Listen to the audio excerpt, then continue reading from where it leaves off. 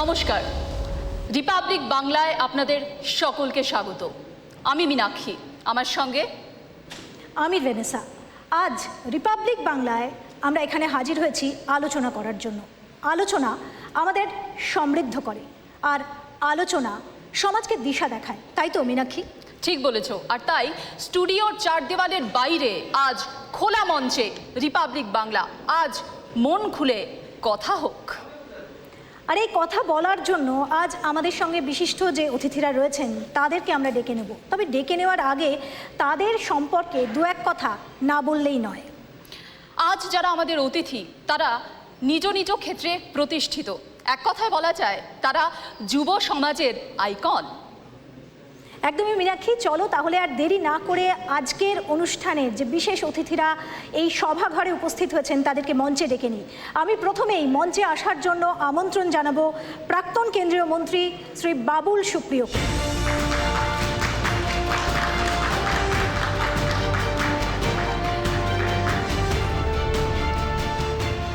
আমি আমন্ত্রণ জানাবো বাম যুব নেতা শতরূপ ঘোষকে।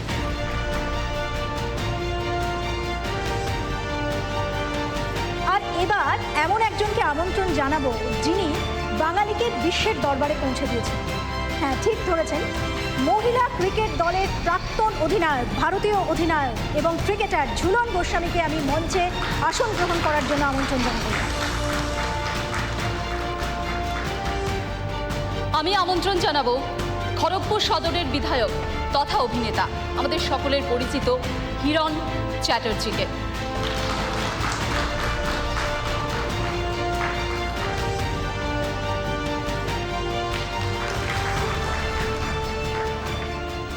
কথায় আছে বা বাঙালিদের সম্পর্কে এই অভিযোগটা সবসময় ওঠে, বাঙালিরা নাকি চাকরিটা করতে পারলেও ব্যবসাটা ঠিক বাঙালির দ্বারা হয় না। কিন্তু এই যে সত্যিটা বা এই মিথ্যেটাকে একেবারে সত্যি প্রমাণ করেছেন এমন একজন তরুণ উদ্যোগপতি, তিনি আমাদের মধ্যে রয়েছেন। আমি একজন তরুণ উদ্যোগপতি যিনি এই মুহূর্তে সভাগৃহে রয়েছেন, সায়ন চক্রবর্তী, তাকে মঞ্চে আসার জন্য আমি আমন্ত্রণ জানাচ্ছি। আমন্ত্রণ জানাবো যুব সমাজের অপর প্রতিনিধিকে, যার কণ্ঠ আজ যুব সমাজের কণ্ঠ বলাই যায়, বিশিষ্ট আইনজীবী বিক্রম ব্যানার্জি।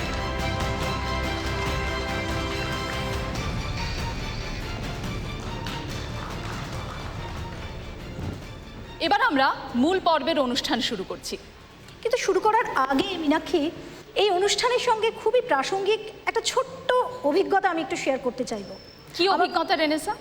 একদম মীনাক্ষী, আমি দর্শকদের এবং তোমাকেও বলতে চাইবো যে কয়েকদিন আগেই আমি না কলকাতা থেকে অন্য একটা রাজ্যে যাচ্ছিলাম, ট্রেনে ছিলাম, এবং ঠিক আমার উল্টো দিকের সিটে দুজন বাঙালি বসেছিল। বয়সটা 20 বা 25 ছিল। তারা নিজেদের মধ্যে কথা বলছিল, এবং যেহেতু আমরা সাংবাদিক এবং আমাদের স্বভাবই হচ্ছে লোকে কি বলে সেটা পর্যবেক্ষণ করে দেখা, শোনা, বোঝা, আমিও ঠিক সেই কাজটাই করছিলাম। এবং শুনতে গিয়ে যেটা আমার বোধগম্য হলো, যেটা আমি বুঝতে পারলাম, এই দুজন বাঙালির মধ্যে একজন যিনি পড়াশোনাটা করেছেন এই কলকাতায়, এই বাংলায়, কিন্তু চাকরিটা পেয়েছেন বাইরে। মন ভারাক্রান্ত, হয়তো মায়ের জন্য খানিকটা মন খারাপ করছে, চোখ ছলছল, বাইরে চাকরি করতে যাচ্ছে সে। আর ঠিক তার পাশেই একজন, সে বেশ খোশ মেজাজে। তাকে দেখে পর্যবেক্ষণ করে যেটা বুঝলাম যে সে বেশ খুশি, বাঙালি ছেলে, বাংলায় পড়াশোনা করেছে, চাকরিটাও বাংলায় পেয়েছে, তাই একেবারে খোশ মেজাজে সে যাচ্ছে অন্য রাজ্যে শুধু ট্রেনিং নিতে। ট্রেনিং নিয়ে 6 মাসের মধ্যেই সে আবার বাংলায় ফিরে আসবে। ও, তাহলে তুমি নিশ্চয় তরুণ প্রজন্মের কথা বলছো, যারা বলে মোরা ঝঞ্ঝার মতো উদ্যম, মোরা ঝর্ণার মতো চঞ্চল, মোরা বিধাতার মতো নির্ভয়। সেই তরুণ প্রজন্ম আজকের দিনে দাঁড়িয়ে কি ভাবছে, আমাদের এই পর্বের বিষয়। সোনার বাংলা, তরুণের স্বস্তি না দীর্ঘশ্বাস, এই বিষয়ে আলোচনা সভার শুরুতেই আমি যাকে পোডিয়ামে ডেকে নেব, বাবুল সুপ্রিয়কে। বাবুলদাকে 3 মিনিট সময় দেব। 3 মিনিট সময়ের পর বাবুল সুপ্রিয়র বক্তব্যের পরিপ্রেক্ষিতে তার বিপক্ষের কোনো বক্তব্য আমরা শুনবো 1 মিনিট, তাকে কাউন্টার করার জন্য 1 মিনিট সময় দেব। শুরুতে বাবুল সুপ্রিয়র বক্তব্য। প্রথমেই রিপাবলিক টিভিকে ধন্যবাদ জানাবো একটা খুব ভালো ডিবেটের এই আয়োজন করার জন্য। আজকে অনেক বিশিষ্ট ব্যক্তিরা আসছেন, তাদের বক্তব্য আপনারা শুনবেন। সবাইকার বক্তব্য সবাইকার সঙ্গে মিলবে না, সেটাই একটা মজার ব্যাপার। আমার মনে হয় সেটাই আমাদের দেশের democratic essence, that is exactly what it is suppose to be. আজকে আমার সঙ্গে মঞ্চে যারা রয়েছেন সবাইকার সঙ্গে আপনার পরিচয় রয়েছে, সবাই প্রত্যেকেই নিজ নিজ ক্ষেত্রে এস্টাবলিশড অ্যাকমপ্লিশড পার্সোনালিটি। তাদের সবাইকে আমার পক্ষ থেকে আমি শুভেচ্ছা জানাচ্ছি এবং আই হোপ যে ডিবেটে অনেক সময় আমরা নিজেদের একটা রিজিড আইডিয়া নিয়ে আসি যে এটাই বলবো, এটাই ঠিক, এটাই মানে সবচেয়ে বড় সত্যি, ধ্রুব সত্যি। কিন্তু অনেক সময় you know the opposition shows you the mirror, তারা আপনাকে আয়না দেখায়। You live a debate with a lot of enlightenment. যদি অপোজিশনের যারা আছে বা ডিবেটের উল্টো দিকে যারা আছেন তারা যখন কনভিন্সিং কথা বলেন তখন আপনি অনেক কিছু শিখতে পারেন। আমার মনে হয় আজকের ডিবেটের যেটা মূল, যেটা নিয়ে আমরা ডিবেট করব, অ্যাকচুয়ালি এটা ঠিক ডিবেটের বিষয় নয়। কারণ আমার মনে হয় বাদিক থেকে যারা বসে আছেন, আমার দিকে যারা বসে আছেন, যারা পক্ষে বা বিপক্ষে, আমরা সবাই কিন্তু সোনার বাংলা চাই। কাজে এই নিয়ে কোনো তর্ক বিতর্ক হতে পারে না, কারণ আমরা we are all for the সোনার বাংলা, আমরা সবাই সোনার বাংলা চাই। প্রশ্ন হচ্ছে যে এখানে অপোজিশন একটা সদার্থক বা কি বলবো, একটা ডেভেলপমেন্ট পলিটিক্স শাসক দল করলেও তার বিরোধিতা করাটা অনেক ক্ষেত্রে রাজনৈতিক ডেফিনেটলি একটা কম্পালশনের মধ্যে পড়ে। বাট সেই ক্রিটিসিজম বা বিরোধিতাটা যদি পজিটিভ হয় এবং সেটা যদি সোনার বাংলা বা এই ধরনের যে টার্মগুলো আছে যেগুলো অনেকটাই ফার্সিক্যাল বলে আমি মনে করি, যেমন রামরাজ্য বলে আদৌ কিছু ছিল কিনা আমরা জানি না। হয়তো আমার মুখে এই কথাটা হঠাৎ শুনে একটু অন্যরকম লাগতে পারে, বাট আমার মনে হয় যে সমস্ত রাজনৈতিক দলের আদর্শ কিন্তু একই, অন্তত হওয়া উচিত। আর সেটা হচ্ছে যে for the people, by the people, of the people, যে ব্যাপারটা যেটা আমাদের এসেন্স, সেটাকে আগে নিয়ে যাওয়া, সেই ব্যাপারটাকে আগে নিয়ে গিয়ে মানে মানুষের ভালো হয় সেরকম কাজগুলোকে অগ্রাধিকার দেওয়া। ডেফিনেটলি যখন আমাদের এখানে একটা মাল্টি পার্টি সিস্টেম, যেখানে অনেক দল আছে, অনেক মত আছে এবং অনেকে নিভৃতে। বাবু, আমি আপনাকে জাস্ট একটু থামাচ্ছি। আমাদের আজকের বিষয় তরুণদের। আজ আমরা রাজনীতির কচকচানি নিয়ে না ভেবে রাজনীতিতে যাচ্ছি না, তরুণের স্বপ্ন নাকি দুঃস্বপ্ন। না, আমি আসলে একটু অন্যদিকে যাচ্ছি, আমি তরুণ নয় তো। হ্যাঁ, তো তরুণ ঠিক নয় তো, এই জন্য এরা হচ্ছে তরুণ, ওরা বলবে। আমি সেই জন্য বলছি যে সোনার বাংলা নিয়ে আমরা কথা বলছি তো এটা অ্যাকচুয়ালি পার্সপেক্টিভের ওপর ডিপেন্ড করে। যেমন আমার পাশে সায়ন বসে রয়েছে, is a very successful startup ও করেছে, তাতে রতন টাটাও ওকে সাপোর্ট করেছে, we are very proud of him. ওর যে অ্যাক্রোনিমটা WTF, সেটার অনেক রকম মানে হতে পারে। এবার আপনার মনটা কীরকম, আপনি কিভাবে দেখতে চাইছেন তার উপর অনেক কিছু ডিপেন্ড করে। তো সেই জন্যে আমার যেটা বলুন, আপনি বলুন যে টপিকটা ঠিক এক্স্যাক্টলি আমার কি বলা উচিত। তরুণের স্বস্তি নাকি দীর্ঘশ্বাস সোনার বাংলা? তরুণের স্বস্তি এটাই হবে যদি গণতান্ত্রিকভাবে যে সরকারকে বেছে নেওয়া হয়েছে তার সেই সরকার যদি ভালো কিছু করে, যেটা ভালো কিছু করে বলে মানুষ মনে করে, সেই ভালোটাকে যদি অপোজিশনও সাপোর্ট করে এবং সেইটাকে আগে কি করে নিয়ে যাওয়া হয় সেই ব্যাপারে যদি তাদেরকে সেই বিরোধী দল মানে শাসক দলকেও যদি সাপোর্ট করে, এবং যেখানে বিরোধিতা করার সেই বিরোধিতাটা যেন বিধানসভা হোক, পার্লামেন্ট হোক, সেখানেও করা হোক, সেখানেও যেন মানে সেখানে শুধু জোর গলায় বলা হবে তা নয়, সেটা শোনা হোক। এবং শাসক দল বিরাট একটা মেজরিটি নিয়ে এসছে বলে অপোজিশনকে বুলডোজ করে বিল পাস করিয়ে নেবে, এটাও কোথাও হওয়া উচিত। আমার মনে হয় এটা যদি মেনটেন করা যায় তাহলেই সোনার বাংলা হোক, রামরাজ্য হোক, সেটা যতই ইউটোপিয়ান ড্রিম হোক না কেন, we will at least be walking in the right direction. That is what is important, intention, direction, and what really you want to do for the people. It should not exist in the manifesto. সময় শেষ। হ্যাঁ, কিন্তু আমি আপনাকে দাঁড়াতে অপেক্ষা আমার না ডিবেটে, আপনার ডিবেটের সময় শেষ, আপনার বক্তব্য রাখার সময় শেষ, কিন্তু দাঁড়ান প্লিজ পোডিয়ামে এই মুহূর্তে, কারণ পরের বক্তাকে ডেকে নেবে রেডি স্যার। আমরা শতরূপ ঘোষকে ডেকে নেব। বাবুল সুপ্রিয় এতক্ষণ যেটা বললেন, তার কি মত, তিনি যদি পোডিয়ামে গিয়ে সেটা বলেন।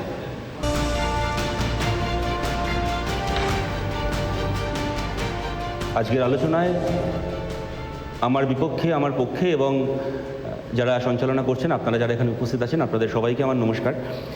বাবুলদা যে কথাটা বলেছেন সেই কথাটার সাথে আমার ধারণা আমরা থিওরিটিক্যালি কেউই ডিসএগ্রি করবো না। আমি খালি একটাই কথা বলি, দেখুন ভোটে জিতে যারা এসছেন, সরকার তারা চালাচ্ছেন, এখন সরকার বা মন্ত্রিসভা তো মনে করুন পৃথ্বীরাজ চৌহানেরও ছিল, রানা প্রতাপেরও ছিল, সিরাজউদ্দৌলারও ছিল, কৃষ্ণচন্দ্রেরও ছিল, সবারই ছিল।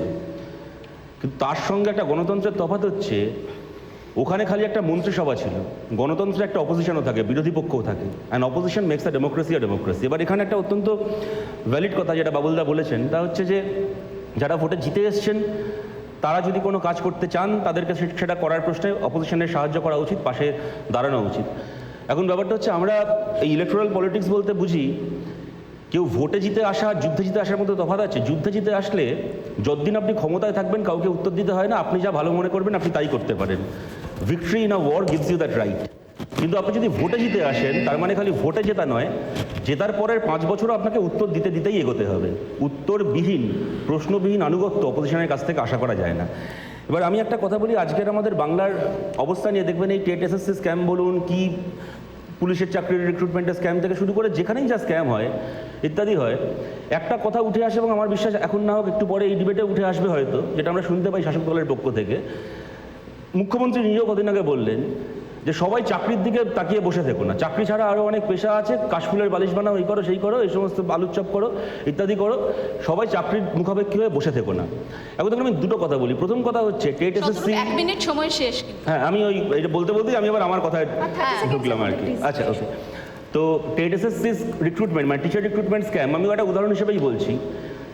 টিচার রিক্রুটমেন্টের নামে একটা স্ক্যাম চলছে, মানে খালি এই নয় যে কিছু ন্যায্য পরীক্ষার্থী বা চাকরি প্রার্থী তারা ডিপ্রাইভড হচ্ছেন, এর উল্টো দিকটা হচ্ছে সেই ক্লাসরুমগুলোও ডিপ্রাইভড হচ্ছে একজন যোগ্য শিক্ষকের কাছ থেকে। আমার বাড়িতে, আমার পরিবারে, আমার 14 গোষ্ঠীতে কেউ যদি চাকরির পরীক্ষা নাও দিয়ে থাকে, টেট এসএসসি পরীক্ষা নাও দিয়ে থাকে, আমার বাড়ির বাচ্চাটা যে স্কুলে পড়তে যায়, কি আমার প্রতিবেশীর বাচ্চাটা যে স্কুলে পড়তে যায়, সেই স্কুলের ক্লাসরুমে যোগ্য শিক্ষক থাকবেন না যদি মেধার ভিত্তিতে শিক্ষক নিয়োগ না হয়। সুতরাং এর শুধুমাত্র শতরূপের এই বক্তব্যের পরিপ্রেক্ষিতে আমি বাবুর কাছে একটা শুধু প্রশ্ন অ্যাড করে দেবো, সেটা হচ্ছে সাম্প্রতিক ইউনেস্কো রিপোর্ট বলছে এ রাজ্যে 1,15,000-এরও বেশি শিক্ষক পদ ফাঁকা। হ্যাঁ, তো আমার মনে হয় যে আমি এইটুকুনি বলবো, শতরূপ তো আমার বক্তব্যের পরিপ্রেক্ষিতে কিছু বলেনি। ও যেটা আমি যেটা বলেছি, যেমন ও এগ্রি করেছে, ও যেটা বলেছে সেটাও আমি এগ্রি করেছি। এবং আমার মনে হয় যে অপোজিশন পলিটিক্স না থাকলে ডেমোক্রেসি থাকে না, যেটা ও বললো যে যুদ্ধে জিতলে অন্য কেউ কথাই বলতে পারবে না। তো অপোজিশন পলিটিক্স নিশ্চয়ই থাকবে, তারা তাদের কথা বলবে, এবং শাসক দলের মধ্যে যদি সেই অনেস্টিটা থাকে, যেটা আমি মনে করি যে 3 বার পরপর দিদি জিতে আসার পরে অবভিয়াসলি উনি যাতে এই কনসলিডেশনটা ধরে রাখতে পারেন, তার জন্য উনি ওনার যা করার সেটা নিশ্চয়ই করবেন আগামী দিনে। এবং এই যে ইউনেস্কোর যে রিপোর্টটা আছে, এটা সরকার অ্যাকনলেজ করেনি তা তো নয়। এখন এর পুরোটাই কি সোনার বাংলা করে দিয়ে 1,15,000 কিন্তু চাকরি ইমিডিয়েটলি দেওয়া যাবে? আমার মনে হয় তার মধ্যে অনেক প্রস অ্যান্ড কনস আছে। আমি 7 বছর যেখানে ছিলাম, আমিও দেখেছি যে ফাইল ওয়ার্ক আর অন দ্য গ্রাউন্ডের মধ্যে একটা ওই gap between the lip and the cup থেকে যায়। তো as long as we are honest, I think যে তৃণমূল কংগ্রেস এই মুহূর্তে, আমি হঠাৎ এই মুহূর্তে আমি ভেরি স্লিপারি গ্রাউন্ড, একটা দল চেঞ্জ করেছি, কাজে হঠাৎ এদিক ওদিক বললে আমার মনে হয় অ্যাজ এ রাজনীতিকবিদ আমার ক্রেডিবিলিটি চলে যাবে। আমি এটাই বলবো যে ভালোবাসার সঙ্গে মানুষের সাপোর্ট নিয়ে, আমরা উপনির্বাচনেও দেখলাম যে দল ক্ষমতায় এসছে, আমি সেই দলের হয়ে এই যে কথাগুলো আপনি বললেন, সেই লক্ষ্যে, সোনার বাংলার লক্ষ্যে, মানুষের ভালো লক্ষ্যে যতটা এগিয়ে নিয়ে যাওয়া যায় আমার তরফ থেকে আমি ততটাই করার চেষ্টা করব। Thank you so much. আপনি বসুন প্লিজ। শতরূপের মূল বক্তব্যের সময় শুরু 3 মিনিট এখন। কিন্তু তার আগে আমি একটা পয়েন্ট বা কিছু কথা বলতে চাইবো, যেটা আমার মনে হয় আপনার কথায় অনেকটা সাহায্য করবে। বুদ্ধদেব ভট্টাচার্য তিনি একটা সময় বলেছিলেন যে এ রাজ্যে মেধা ধরে রাখতে হবে, কিন্তু আজও অভিযোগ ওঠে সরকার বদলেছে, সময় বদলেছে, কিন্তু মেধারা নাকি এ রাজ্যে থাকছে না, উচ্চশিক্ষিতরা এ রাজ্য থেকে অন্য রাজ্যে পাড়ি দিচ্ছে কাজের খোঁজে। কিন্তু মুখ্যমন্ত্রী মমতা বন্দ্যোপাধ্যায় তিনি তো যুবকদের জন্য, তরুণদের জন্য, তরুণীদের জন্য একাধিক প্রকল্পের কথা বলছেন, যেমন তিনি যুবসাথী প্রকল্পের কথা বলছেন, ভর্তুকির কথা বলছেন, বেকার ভাতার কথা বলছেন, ঠিক তেমনই কন্যাশ্রী প্রকল্প রয়েছে। এছাড়া গতিধারা প্রকল্প, যেখানে যুবক যুবতীদের হাতে গাড়ি তুলে দেওয়া হচ্ছে, সেই প্রকল্পও রয়েছে। তাহলে যুবকদের হতাশ হওয়ার কারণটা কি? দুটো কথা, দুটো ব্যাপার। আপনি যেটা প্রথমত ব্রেন ড্রেনের ক্ষেত্রে বললেন, যে বুদ্ধদেব ভট্টাচার্য বলেছিলেন তারপর সরকার পাল্টেছে তাও ব্রেন ড্রেন থামেনি। এখন সরকার পাল্টেছে তাও থামেনি, নাকি সরকার পাল্টেছে বলেই থামেনি, আমরা কীভাবে ব্যাপারটাকে দেখবো সেই নিয়ে আমরা আলোচনা করতে পারি পরবর্তীকালে। দ্বিতীয় কথা হচ্ছে, আপনি যে কোনো সোশ্যাল ওয়েলফেয়ার স্পেন্ডিং, আপনি সে কোনো মানে বেকার ভাতা বলুন বা যে কোনো ভাতাই বলুন, আমরা সেই ভাতার বিরোধী নই, কিন্তু এটাও তো আমাদেরকে বুঝতে হবে যে একটা সুস্থ সমাজে ভাতা হচ্ছে একটা ইন্টারিম রিলিফ মেজার, সেটা কখনো পার্মানেন্ট সলিউশন হতে পারে না। একজন যুবককে কাজ দিতে হবে, যতদিন না আমি কাজটা দিতে পারছি ততদিন আমি তাকে সে যাতে সাস্টেন করতে পারে তাকে আমি একটা ভাতা দিচ্ছি। তার মানে তো আমি তাকে এটা বলতে পারি না যে সারা জীবন ভাতা নিয়ে চালিয়ে দাও, জীবনে চাকরির মুখ দেখতে চেও না। এবার আমি যে কথাটায় আসছিলাম সেটা হচ্ছে যে আমি তখন যেটা বলছিলাম যে শুধুমাত্র দেখুন এটা খালি এমপ্লয়মেন্টের প্রশ্ন না, শিক্ষক নিয়োগ স্বচ্ছভাবে হচ্ছে না মানে তা খালি এমপ্লয়মেন্ট অপরচুনিটির সাথে বিশ্বাসঘাতকতা নয়। ক্লাসে যে the quality of classroom teaching in West Bengal, government schools and semi government schools ধ্বংস হয়ে যাবে, শেষ হয়ে যাবে, একটা জেনারেশন শেষ হয়ে যাবে যদি মেধার ভিত্তিতে চাকরি পাওয়ার বদলে ঘুষ দিয়ে কিছু লোক চাকরি পেয়ে শিক্ষক হয়ে বসে থাকে। পুলিশের রিক্রুটমেন্ট হচ্ছে না, পুলিশের যারা প্যানেলিস্ট তারা অবরোধ করতে গিয়ে রাস্তায় ধর্ণা দিতে গিয়ে মার খাচ্ছেন, তার মানে এটা খালি তাদের প্রতি অভিযান, তাদের প্রতি অভিযান তো বটেই, কিন্তু ফেয়ারলি যদি পুলিশ রিক্রুটমেন্ট না হয়, পুলিশে যদি হাজারে হাজারে পোস্ট খালি থাকে, সেক্ষেত্রে ল অ্যান্ড অর্ডার একটা রাজ্যে ল অ্যান্ড অর্ডারকে পাহারা দেওয়ার দায়িত্ব তখন অনুব্রত মণ্ডল এবং আরাবুল ইসলামদের মতো সিভিক সমাজসেবীদের হাতে এসে পড়বে। কিছু করার নেই, রাজ্যের সর্বনাশ হয়ে যাবে। সুতরাং আমার মনে হয় যে এমপ্লয়মেন্টের বিষয়টাকে একটা বৃহত্তর একটা সোশ্যাল পার্সপেক্টিভে দেখা উচিত। আমি এখানে একটা কথা 100 বার বলবো যে একটা রাজ্যের ছেলে মেয়েকে চাকরি দেওয়ার দায়িত্ব একমাত্র রাজ্য সরকারের নয়। পশ্চিমবাংলা ভারতের একটা অংশ, ভারতের যারা সরকারে এখন আছেন তারাও যদি রেলে নিয়মিত করে স্বচ্ছভাবে পরীক্ষা নিতেন, তারাও যদি বিএসএনএলের ঠিকা কর্মচারীদেরকে ঠিক করে মাইনে দিতেন, তাহলেও গোটা দেশের সঙ্গে ভারতবর্ষেরও বহু ছেলেমেয়ে তারা উপকৃত হতেন। কিন্তু কোনো একটা জায়গাতে আমরা তো এটা আশা করব যে সরকারে যারা আছেন তারা অন্ততপক্ষে এই ক্রাইসিসটাকে অ্যাকনলেজ করবেন এবং তারপরে সমাধানের দিকে যাবেন। তারা যদি এই ক্রাইসিসটাকে অ্যাকনলেজ করতে অস্বীকার করেন এবং তারা বলেন, আপনি যেটা বললেন আপনার পরের প্রশ্নটা যে কিছু প্রকল্প, দেখুন একটা গণতান্ত্রিক ব্যবস্থায় পেশা নির্বাচনের স্বাধীনতা থাকতে হবে। পেশা নির্বাচনের স্বাধীনতা আমাকে দেওয়াটাও আমার রাষ্ট্রের কাছে আমার প্রাপ্য, আমার অধিকার। আমি ঠিক করেছি আমি শিক্ষকতা করব, কারোর দয়ায় নয়, নিজের যোগ্যতায় পড়াশোনা করেছি, চাকরির পরীক্ষায় কোয়ালিফাই করেছি, আমি ঠিক করেছি নিজের যোগ্যতায় শিক্ষকতা করব। হু আর ইউ টু সে না তোমাকে শিক্ষক হতে হবে না, তুমি আলু ভাজা করো? আমি বলছি না আলুর চপ করাটা কোনো খারাপ কাজ, কিন্তু who are you to dictate me যে আমি শিক্ষকতা করবো নাকি আমি চপের দোকান করব? আমি ঠিক করেছি, আমার মেধা আমাকে পারমিট করেছে, আমি ঠিক করেছি আমি ক্লার্কশিপের পরীক্ষা দেবো। তুমি আমাকে বলার কে যে না তোমায় ক্লার্কশিপের পরীক্ষা দিতে হবে না, তুমি গিয়ে কাশফুলের বালিশ বানাও আর ঘাসফুলের সিন্ডিকেট চালাও? তুমি আমাকে ডিক্টেট করার কে? আমার এই স্বাধীনতা থাকবে কি না থাকবে একটা সুস্থ সমাজ। এবং আমি শেষ কথা বলছি, বুদ্ধদেব ভট্টাচার্যের প্রসঙ্গ এখানে আসলো। বুদ্ধদেব ভট্টাচার্য একটা কথা বলতেন, আপনাদের মনে থাকবে সিঙ্গুরের ওই ডিবেটের সময়, যে আমাদের কারখানা তৈরি করতে চাওয়ার পদ্ধতির মধ্যে 10টা ভুল থাকতে পারে, ল্যান্ড অ্যাকুইজিশন পদ্ধতির মধ্যে 10টা ভুল থাকতে পারে, point us the mistakes we are going to rectify. কিন্তু আমরা চাই পশ্চিমবাংলায় কারখানা হোক, আমাদের এই চাওয়ার মধ্যে কোনো ভুল নেই। আর যদি এইটাকে আটকাতে গেছেন তাহলে খালি আমরা না, কয়েকটা জেনারেশনের জন্য রিপেন্ট করবে, কয়েকটা জেনারেশনকে জন্য প্রায়শ্চিত্ত করতে হবে। আজকে দাঁড়িয়ে বলুন বুদ্ধদেব ভট্টা সেদিন ঠিক বলেছিলেন না ভুল বলেছিলেন?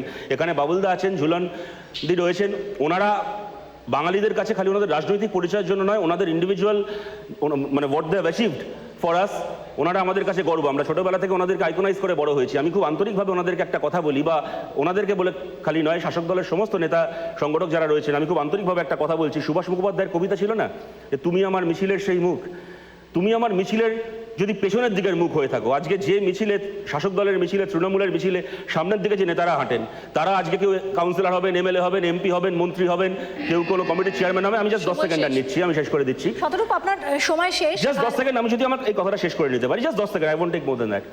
যারা সামনের দিকে আছেন তাদের কিছু না কিছু ব্যবস্থা হয়ে যাবে, কিন্তু তৃণমূলের মিছিলেই আপনাদের পেছনে যে ছেলে মেয়েগুলো হাঁটছে, তারা তো সবাই এমএলএ, এমপি, কাউন্সিলর হবে না, তাদেরকে তো কালকে একটা চাকরি করতে যেতে হবে। আজকে যখন রাজনৈতিক ডিবেটে দাঁড়িয়ে কথা বলবেন, আমাদের মিছিল ছেড়ে দিন, একবার ঘাড় ঘুরিয়ে নিজের মিছিলের পেছনের দিকে তাকান, পেছনের দিকে আপনার মিছিলে যে ছেলে মেয়েগুলো আছে তাদের কথা ভেবেও আশা করি সামনের দিনে সমাজ চলবে, দেশ চলবে, রাজনীতি চলবে। সময় একেবারেই শেষ। শতরূপ আপনি পোডিয়ামে থাকুন প্লিজ, আপনাকে একটু দাঁড়ানোর জন্য অনুরোধ করছি। আমি এদিক থেকে ডেকে নেব সায়ন চক্রবর্তীকে শতরূপের প্রশ্নের জবাব দেওয়ার জন্য। আমি বারবার এনাদের নিউজেই দেখি চপ শিল্প, চপ শিল্প, চপ শিল্প। ওদের প্রবলেমটা চপ শিল্প নিয়ে নয়, ওদের প্রবলেমটা হচ্ছে গিয়ে রাস্তার মোড়ে দাঁড়িয়ে আমি গ্র্যাজুয়েশন করে কি করে গিয়ে চপ বেচবো? আমি বাড়িতে বসে থাকবো তো আমি চপটা বেচবো না, কারণ আমাকে বাবা মা বলে দিচ্ছে যে আমি যদি পরীক্ষায় ফেল করি, আমার যদি রেজাল্ট খারাপ হয়, আমাকে তাহলে রাস্তায় গিয়ে চা বেচতে হবে, আমাকে গিয়ে রাস্তার মোড়ে গিয়ে চপ বেচতে হবে। আমি রেজাল্টটা ভালো করে কেন যেতে পারি না? এটা সব থেকে বড় প্রবলেম শতরূপদা। এটা আমার তোমার প্রবলেম না, এটা বাড়ি থেকে আমাদের মধ্যে বস্তা পচা করে ঢুকিয়ে আসছে। এটা আমাদের বাবা মার প্রবলেম। যদি আজকে থেকে বাবা মা বলতে শুরু করে যে আজকে তুমি চপ বেচো, এরমভাবে চপ বেচো যে যাতে তুমি 2000 চপ তুমি দিনে বেচতে পারো, আর মাসে শেষে তোমার 1 লাখ টাকা আয় হয়, যেটা 3 মাসের সরকারি চাকরির মায়না। জব সিকার্স তো হয়েই যাচ্ছে, জব ক্রিয়েটার্স কারা হবে? তোমরা বলে যাচ্ছ লাইনের পেছনে যারা দাঁড়িয়ে আছে, তোমাদের লাইনের পেছনে কারো দাঁড়ায় না?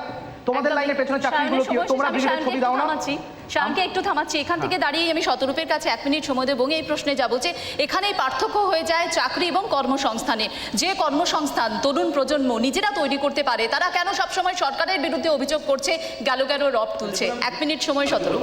আমি দেখুন দুটো কথা, প্রথমেই আমি বলেছি যে শুধুমাত্র রিক্রুটমেন্টের সাথে সেই ইন্ডিভিজুয়ালের আর্নিংয়ের প্রশ্ন জড়িত নয়, এর সঙ্গে সামাজিক অভিজ্ঞতারও একটা ব্যাপার রয়েছে। আমি চপ বানিয়ে মিলেনিয়াল হতে পারি, কিন্তু আমার পাড়ার স্কুলের ক্লাসরুমের শিক্ষকও দরকার, তার কোনো উত্তর আপনি দিচ্ছেন না, প্রথম কথা। দ্বিতীয় কথা হচ্ছে, আমি আবার বলছি ডেমোক্রেটিক চয়েস, আমি চপ বিক্রি করবো নাকি আমি স্টার্ট আপ করবো, that will be decided by me, not by the government, not by the chief minister. এবং আমি একটা কথা বলছি, আমি ধরুন আপনারা আপনাদের রিপাবলিকে কদিন আগে দেখাচ্ছিলেন মালদা মেডিকেল কলেজে ডোমের চাকরি, সেখানে পিএইচডি করা ছেলে মেয়ে অ্যাপ্লাই করেছে। আমি ডোমের চাকরিকে স্টিগমাটাইজ করছি না, ঘুষ খাওয়ার থেকে ডোমের চাকরি করা অনেক সম্মানের, কিন্তু আমি এইটুকু বলছি আজকে আমাদের বুঝতে হবে একটা ডোমের চাকরির জন্য, বনসহায়কের চাকরির জন্য, যে চাকরিতে আমাকে অনেক কম একাডেমিক কোয়ালিফিকেশন চাওয়া হয়েছে, আমি মাস্টার্স করে পিএইচডি করে অ্যাপ্লাই করছি, মানে কোনো একটা জায়গায় আই হ্যাভ গিভেন আপ। আমি এটা ধরে নিয়েছি আমাকে এই সমাজ, এই দেশ, এই সরকার আজকে চাকরি দিতে পারছে না, খালি তাই নয় কালকেও দিতে পারবে না, আগামীকাল এটা দিতে পারবে না, তারপরের দিনও দিতে পারবে না, তারপরের দিনও দিতে পারবে না। সুতরাং আমি কতদিন আর বসে থাকবো? আমি তার থেকে অনেক কম কোয়ালিফিকেশনের একটা চাকরি, ডোমের চাকরি হোক, বনসহায়কের কাজ হোক, ছোট একটা স্টার্ট আপ হোক, আমি তাতে করি। সুতরাং আমি এইটুকু অনুরোধ করছি, একটু যেন আমরা একটুখানি সংবেদনশীল হয়। তর্কে আমরা জিততেই পারি, কিন্তু সংবেদনশীলভাবে ওই ছেলেমেয়েগুলোর মুখের দিকে তাকিয়ে এইটুকু অন্তত ভাবি যে একটা গোটা generation if they give up on the state, if they give up on the government, যে এই সরকারের কাছে আমার সমস্যার কোনো সমাধান নেই, এই সরকার 3টে কেন 300টা ভোট জিততে পারে, তাহলেও কি এটা এই সরকারের নৈতিক জয় কথাটা উনি আমাদের চিনিয়েছিলেন, তাহলে সেটা এই সরকারের কাছে একটা খুব বিরাট মোরাল ভিক্টরি হওয়া উচিত কিনা সেটা আপনারা একটু ভেবে দেখুন। একদমই শতরূপ, আপনার সময় শেষ হয়ে গেছে, আমি আপনাকে আসন গ্রহণ করার জন্য অনুরোধ করব এবং সায়নের মূল বক্তব্যে আমরা যাব। কিন্তু মীনাক্ষী, একটা কথা আমার ভীষণ মনে পড়ছে, আমরা বাঙালিরা চপ খেতে যেমন ভালোবাসি, হয়তো এটা একটু অন্যরকম হয়ে যাচ্ছে, কিন্তু মোমো খেতেও ভালোবাসি। তোমার নিশ্চয়ই মনে আছে যে ভারত সেরা একটি মোমো কোম্পানির যারা মালিক, তারা কিন্তু তাদের একেবারে কি বলা যেতে পারে বিশাল মাইনের চাকরি ছেড়ে তারপর তারা এই মোমো বানাতে শুরু করে। সেই মোমো এখন ভারত বিখ্যাত, বলা যেতে পারে পৃথিবীর কোনায় কোনায় ছড়িয়ে পড়ছে, অর্থাৎ কোনো কাজই কিন্তু ছোট নয়, এমনটা বলা যেতে পারে। যাই হোক, আমরা সায়নের কাছে চলে যাব। সায়নের কথা বলার আগে আমি শুধু দুটো পয়েন্ট এখানে অ্যাড করতে চাইবো। এক, কোন আবহে আপনি বলবেন সায়ন? একদিকে আমরা জানি যে রাজ্য সরকার যে 5টা সামিট হয়েছিল 2015 থেকে 2019, সেই 5টা সামিট থেকে রাজ্য সরকার দাবি করেছে যে 6.2 লক্ষ কোটি টাকার প্রকল্প বাস্তবায়ন হয়েছে, ইমপ্লিমেন্টেশন হয়েছে। অন্যদিকে কেন্দ্রীয় যে তথ্য বা ডেটা, সেখানে বলা হচ্ছে যে 2.5% প্রকল্পই বাস্তবায়ন হয়েছে। রাজ্যপাল বারবার শ্বেতপত্র প্রকাশের দাবি জানাচ্ছেন। অন্যদিকে এটাও আমাদের দেখতে হয়েছে যে, আমি নাম করব না, কিন্তু দুটি বিখ্যাত কারখানা রিসেন্টলি তারা কিন্তু এ রাজ্য ছেড়ে অন্য রাজ্যে, ভিন রাজ্যে তাদের কারখানা গড়ে তুলেছে, একটি পেনের কারখানা এবং একটি প্রসাধনী কারখানা। এবার আপনি প্লিজ বলুন। আচ্ছা, সবার আগে তো আমি 30 সেকেন্ড চেয়ে নেবো আমার কাউন্টারটা যাতে স্টার্ট না হয়, কারণ এটা বিকজ এটা আমার প্রথম, তো আমার গ্র্যাটিটিউড অনেককে জানানোর আছে। এটা আমি প্রথম নিয়ে খুব এক্সাইটেড, আমার প্রথম ব্যবসা, আমার প্রথম চেক, আমার প্রথম ক্যাশ, আমার প্রথম ইনকাম, আমার প্রথম মা বাবার সাথে ঝগড়া এবং আমার প্রথম স্টেজ। সবাইকে ধন্যবাদ জানিয়ে আমি এটা শুরু করবো। হ্যাঁ, আমি তোমার দুটো পয়েন্ট দিয়ে আমি শুরু করবো। এক হচ্ছে গিয়ে, এটাই তো প্রবলেম, এই যে ডেটা, এই যে চক্করে না কি হচ্ছে বলতো, আমরা আবার একটা পলিটিক্যাল জিনিসে জড়িয়ে পড়ছি, যেখানে আবার কিছু নাম্বার চলে যাচ্ছে, কারা বন্ধ করেছে। কেরালায় তো বন্ধ হয়েছে কিছুদিন একটা কোল্ড ড্রিঙ্কসের কোম্পানির ফ্যাক্টরি, যেখানে ইউনিয়ন স্ট্রাইকসের পরে এতগুলো লোকে চাকরি হারালো। সেই কথাগুলো নিয়ে কথা হয় না, কারণ এই বিক্ষিপ্ত ঘটনাগুলো হতে থাকে। আমার যেটা আজকে মেন পয়েন্ট, সেটা হচ্ছে কি ইউথ। আজকে যে জন্য আমরা সবাই এক জায়গায় জড়ো হয়েছি, আমার মনে হয়েছে টিভির ওপাশ থেকে যে কজন মা বাবা দেখবে, যে কজন পলিটিক্যাল লিডার দেখবে এবং যে কজন আমার বয়সী ছেলেমেয়েরা দেখবে, তারা যাতে আজকে রাত্রের ঘুমটা খুব শান্তিতে ঘুমায়, কারণ তাদের হয়ে একটা কেউ কথা বলছে। কারণ আজকে তারা যে পজিশনে আছে, তারা ঘুমোতে পারছে না, তারা বুঝতে পারছে না চাকরি করবে না ব্যবসা করবে, বাবা মাকে কী করে বলে ব্যবসা করবে। কারণ তুমি আমার ওঠার আগে যে কথা বলে বাঙালি ব্যবসা করে না, আমি বললাম কে বলেছে বাঙালি ব্যবসা করে না? কোন গীতা, কোন কোরআন, কোন গুরু গ্রন্থ সাহিবে লেখা আছে বাঙালি ব্যবসা করে না? আজকে বড় বাজারে গিয়ে যখন আমরা দাঁড়াই, আমাদেরকে বলা হয় বাঙালি ব্যবসা করে না, তুই বাঙালি বিজনেস কেসে করেগা। কেন? চন্দ্রশেখর ঘোষ বাঙালি না, অঞ্জন চ্যাটার্জি বাঙালি না, ফ্যাশন স্টার্টআপ লাইমরোড এখানে বাংলা থেকে তৈরি হয়নি। আমার প্রশ্ন সেটা যে এই প্রিকনসিভ নোশনটা কে মাথার ভেতরে ঢোকাচ্ছে? আমি বলছি কে মাথার ভেতরে ঢোকাচ্ছে? এই ডেটাসগুলো আসার সঙ্গে সঙ্গে যে জিনিসগুলো হচ্ছে, একটা বিরাট বড় মিসকনসেপশন তৈরি হচ্ছে, যেখানে বাঙালি ব্যবসা করে না, তাই আমাদের হাত থেকে আজকে ব্যবসাটা হারিয়ে যাচ্ছে। বেঁচে যাচ্ছি যে কয়েকটা গুটি চেম্বার অফ কমার্স আছে, সেখানে আমরা হল্লা করছি যে আমাদের বাংলা ব্যবসা হচ্ছে। বাঙালি ব্যবসা করে না, তার একটাই কারণ, আমাদেরকে যেটা বোঝানো হচ্ছে সেটা মিথ্যা কথা, একটা ফার্স বোঝানো হচ্ছে। আমার সময় শেষ। হ্যাঁ বাবা, মানে আমার অনেক কিছু বলার ছিল, আপনি বাক্য শেষ করতে পারেন। হ্যাঁ, বাট আমি শতরূপ দাকে যেটা একটা কথা বলবো, যে এই চপ শিল্প যে কথাটা I had to elaborate, dignity of লেবারটা কোথায়? আমি বিদেশ থেকে রাষ্ট্রবিজ্ঞান নিয়ে পড়াশুনো করে এসে বাসন ধুয়েছি গর্ব করে, অর্ডার করেছি, অর্ডার তুলেছি, প্লেট পরিষ্কার করেছি, কারণ ওটা আমার কাজ, আমার ভালো লাগছে।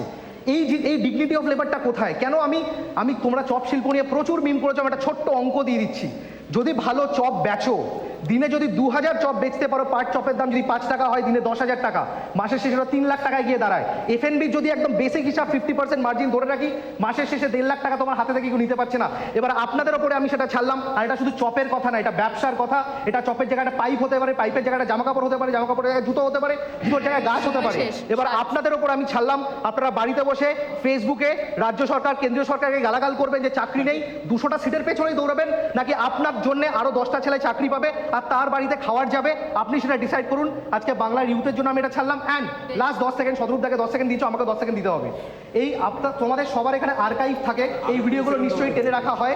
আমি আজকে রিপাবলিক বাংলাকে একটা অনুরোধ করছি, এই ভিডিওটা প্লিজ আর্কাইভ করে রেখে দেবে। আজ থেকে 10 বছর পর যখন বাংলাদেশে সবথেকে আগে বসে থাকবে, যখন অন্ত্রপ্রেনারশিপে আমরা সব থেকে আগে হব, যখন ইউথ ঘুরে দাঁড়াবে, শতরূপদা সব থেকে বড় এক্সাম্পল যে ইউথকে সামনে না আসলে কি হয়। আমি শতরূপদাকে দেখতে পাই বিধানসভাতে, শতরূপদাকে দেখতে পাই না, কারণ তাদের পার্টি ভুল করেছে। আমি দেখতে পাই শতরূপদা আমার প্রবলেম ওরা বেটার বুঝবে, কারণ I want a leader like Shatarup Ghosh in the বিধানসভা। কিন্তু হয় না, এটা হয় না, তার কারণ সারা জীবন এটাই করে গেছে। ইউথকে সামনে আনো, this is the backbone of the nation. Right. এরকম কনফারেন্সের পর কনফারেন্স হবে, রেজাল্ট কিছু আসবে না। আমি আজকে রিপাবলিক বাংলাকে একটা অনুরোধ করছি, এই ভিডিওটা প্লিজ আর্কাইভ করে রেখে দেবে। আজ থেকে 10 বছর পর যখন বাংলাদেশে সবথেকে আগে বসে থাকবে, যখন অন্ত্রপ্রেনারশিপে আমরা সব থেকে আগে হব, যখন ইউথ ঘুরে দাঁড়াবে, শতরূপদা সব থেকে বড় এক্সাম্পল যে ইউথকে সামনে না আসলে কি হয়। আমি শতরূপদাকে দেখতে পাই বিধানসভাতে, শতরূপদাকে দেখতে পাই না, কারণ তাদের পার্টি ভুল করেছে। আমি দেখতে পাই শতরূপদা আমার প্রবলেম ওরা বেটার বুঝবে, কারণ I want a leader like Shatarup Ghosh in the বিধানসভা। কিন্তু হয় না, এটা হয় না, তার কারণ সারা জীবন এটাই করে গেছে। ইউথকে সামনে আনো, this is the backbone of the nation. Right. এরকম কনফারেন্সের পর কনফারেন্স হবে, রেজাল্ট কিছু আসবে না। একদমই সায়ন, রাইট সায়ন। কিন্তু সেই ইউথকে সামনে আনার প্রশ্নে যখন এমএ পাস করে চা বিক্রি করতে হয় কোনো যুবতীকে, তখন কি এই বাস্তব চিত্রটা খুব উজ্জ্বলভাবে আমাদের সামনে উঠে আসে না? হিরণ, 1 মিনিট সময় দিচ্ছি, পোডিয়ামে যাওয়ার জন্য আমন্ত্রণ জানাচ্ছি, এবং সায়নের বক্তব্যের পরিপ্রেক্ষিতে আপনার কাউন্টার 1 মিনিট। প্রথমেই আমি আন্তরিকভাবে শুভেচ্ছা জানাবো রিপাবলিক বাংলা চ্যানেলের সবাইকে, যারা ক্যামেরার সামনে আছেন এবং যারা ক্যামেরার পিছনে অক্লান্ত পরিশ্রম করে আজকের অনুষ্ঠানকে সাফল্যমণ্ডিত করেছেন। প্রথম কথা হলো, আমি একজন অভিনেতা হিসেবে প্রথমেই আমাকে আমার ডিরেক্টর থেকে শুরু করে আমার সবাই বলেন যে হিরণ, চপ কিন্তু খাওয়া যাবে না, কারণ চপ খেলে শরীর খারাপ করবে, শরীর খারাপ হয়ে গেলে তুমি অসুস্থ হবে, অভিনয় করতে পারবে না। তো প্রথম কথা হলো, চপ যে কোনো শিল্প হতে পারে সেটা তো আমি প্রথমে বিশ্বাস করি না। এটা কোনো শিল্প হতে পারে, আর শিল্প করতে গেলে কিছু এনভায়রনমেন্টের দরকার, সেই ইনফ্রাস্ট্রাকচার তৈরি করতে হবে প্রথমে, তারপরে আমরা শিল্প নিয়ে কথা বলবো। কারণ আমি শিল্পী হিসেবে আমার প্রথম মনে হয় যে যারা আমরা ক্রমশ এইভাবে ডাইভার্ট করে দিই আমাদের সাবজেক্টগুলোকে, যে চপ শিল্প হয়ে যাবে, তুমি কিছু না পেলে অমুকটা গিয়ে করো, তার জন্য তাকে তো একটা জায়গা তৈরি করে দিতে হবে, তাকে তোমাকে একটা ইনফ্রাস্ট্রাকচার দিতে হবে প্রথম। তো আমার ইনফ্রাস্ট্রাকচার নেই, আমার কাছে কিছু নেই, অথচ আমি বলে যাব যে আমার সব কিছু হয়ে যাচ্ছে। আমি পশ্চিমবঙ্গের বাইরে বেরোবো না, পশ্চিমবঙ্গের বাইরে বিহার, পশ্চিমবঙ্গের বাইরে ওড়িশা, যে ওড়িশা বিহার একসময় অনেক পিছিয়ে ছিল, যাদেরকে আমরা আমাদের থেকে অনেক পিছনে রাখতাম, আজকে তারা আমাদের অনেক এগিয়ে আছে। আজকে আপনারা জাস্ট একটা ছোট্ট কথা আমি বলতে চাই, যে আমি কদিন আগে ব্যাঙ্গালোরে গিয়েছিলাম, তো ব্যাঙ্গালোরের সিএমের সঙ্গে মিটিং করলাম। আমি বললাম যে স্যার, আপনার এখানে কত বাঙালি আছেন? বললো হিসাব অনুযায়ী 15 লক্ষ বাঙালি ব্যাঙ্গালোরে, কর্ণাটকে থাকেন। তাই বললাম যে সেই 15 লক্ষ কি 10 লক্ষ কর্ণাটকের লোক কি আমাদের পশ্চিমবঙ্গে থাকেন না। আমি সারা ভারতবর্ষ ঘুরে বেড়াই, আজকে বম্বে থেকে শুরু করে, গুজরাট থেকে শুরু করে, চেন্নাই থেকে শুরু করে, ওড়িশা, বিহার, উত্তরপ্রদেশ, চারিদিকে বাঙালি থাকেন, বা তারা আমাদের এখানে কতজন থাকেন। তো এটা একদম স্পষ্ট, আমরা যে আজকে আলোচনা করছি যে আমাদের বাংলার যে তরুণ, তারা কি স্বস্তিতে আছে, না তারা রোজ দীর্ঘশ্বাস ফেলে রাত্রিবেলা ঘুমোতে যায় আর সকালবেলা দীর্ঘশ্বাস নিয়ে ঘুমোতে ওঠে। সায়নের মতো কয়েকজন বাচ্চা ছেলে যদি আগামীকালে আরও চপ শিল্প, সিঙ্গারা শিল্প, ধোসা শিল্প, ইডলি শিল্প নিয়ে আসেন, আমি আন্তরিকভাবে শুভেচ্ছা জানাবো। বাট আমি একজন সচেতন নাগরিক ভারতীয় হয়ে আমি কখনো এটা সাপোর্ট করতে পারি না যে চপ কোনো শিল্প হতে পারে। বেশ, হিরণ আপনি একটু দাঁড়ান, আপনার মূল বক্তব্যের 3 মিনিট সময় এখনো বাকি আছে, কিন্তু আপনার যে বক্তব্য তার কাউন্টার আমাকে সায়নের কাছ থেকে নিতে হবে। সায়ন, চপ শিল্প যেটা বাংলার তরুণ প্রজন্মের কাছে একটা আদর্শের জায়গা হতে পারে না বা তাদের কর্মসংস্থানের জায়গা হতে পারে না। এক প্রকার হিরণের বক্তব্যে চপ শিল্পে অ্যালার্জি তরুণদের, হিরণের বক্তব্যে। মানে 1 মিনিট সময়। বারবার এইটাই তো প্রবলেম হচ্ছে, মানে আমি যা প্রবলেমটা বলছি হিরণদা ঠিক সেই জিনিসগুলোই প্রুভ করছে। আমার মনে হয় ডিবেটের কোনো মানেও হয়। Dignity of labour, dignity of labour, dignity of labour, এই তিনটে কথা আমি 3বার করে বললাম, আর হিরণদার মাথায় সেটা ঢুকলো না। হিরণদা, ডিগনিটি অফ লেবার মানে আমি চপের জায়গায় কালকে জামাও বেচতে পারি, জামার জায়গায় কালকে লোহাও বেচতে পারি। একটা ফ্যাক্টরি, মানে আমাদের একটা ইমেজ কি হয়ে গেছে বলো তো, BMW থেকে টাই সাদা জামা কাপড় পরে একটা কাচের ঘরে না ঢুকলে ওটা ব্যবসা না। আমি যদি রাস্তায় দাঁড়িয়ে নিজে খেটে খাই, ওটা ব্যবসা না। হিরণদা, মানে এরকম আমরা অনেক দেখেছি যে, মানে এই যে তুমি বলে নেই কি আছে, তুমি বিয়ে বাড়িতে গেছো, তোমার প্লেটের উপরে বিরিয়ানিটা রাখা আছে, তুমি আলুটা কত নরম সেটা দেখো না, একটা 250 গ্রামের মাটনও পাশে রাখা আছে সেটাও দেখো। এত জিনিস বাংলায় হচ্ছে সেটা তোমার চোখে পড়ছে না, কি হচ্ছে না সেটা তুমি দেখছো। এটা করেই তো প্রবলেম। আজকে তোমার কথাটা যদি কেউ শোনে, তার বাবা বলে হিরণ বলেছে তুই চপের দোকান দিতে পারবি না, তুই খাবারের দোকান দিতে পারবি না। আবার যদি সেই ছেলেটা নিজের রেস্টুরেন্ট করতে চায়, একটা চপের দোকানের কথা এখানে হচ্ছে না হিরণ, একটা স্টার্টিংয়ের কথা হচ্ছে এখানে, একটা নতুন কিছু শুরু, একটা ব্যবসা শুরুর কথা হচ্ছে এখানে। সেটা একটা চপ, যেহেতু তোমরা মিমসগুলো শেয়ার করো, আমি চপের রেফারেন্স দিয়ে বললাম, সেটা চপের জায়গায় কালকে মোমো হতে পারে। আর তার সব থেকে বড় এক্সাম্পল যে 30,000 টাকা থেকে 500 কোটি টাকার কোম্পানি করা যায়, তার এক্সাম্পল কিন্তু এই বাংলা থেকেই উঠে এসছে। তো দয়া করে এই কথাগুলো বলে যারা আজকে রাত্রেও কিছু একটা ভাববে, তারা একটা নতুন কিছু স্টার্ট করবে, তাদেরকে অপমান করো না। তুমি আমার বড় দাদার মতন, তোমাকে আমি যথেষ্ট ভালোবাসি, কিন্তু আমি এই জায়গাটাতে অপোজ করতে বাধ্য হলাম। এটা ডিগনিটি অফ লেবারটা বাংলায় যতদিন না আসবে এরকম ডিবেট হতেই থাকবে, হিরণদা এরকম বলতে থাকবে। আমি বলছি গর্ব করে গিয়ে চপ বেচো, গর্ব করে গিয়ে জামা প্যান্ট বেচো, রাস্তায় দাঁড়িয়ে কিছু করো, কিন্তু কিছু শুরু করো। বাড়িতে বসে থেকো না, সারাক্ষণ বলো না আমি বেকার বেকার বেকার বেকার বেকার। Start something, it will scale up. আমি যখন শুরু করেছিলাম, আমার 3টে লোক নিয়ে শুরু করেছিলাম। আজকে টিমের 2 বছরের মধ্যে আমাদের আজকে টিমের ভেতরে 55 জন লোক।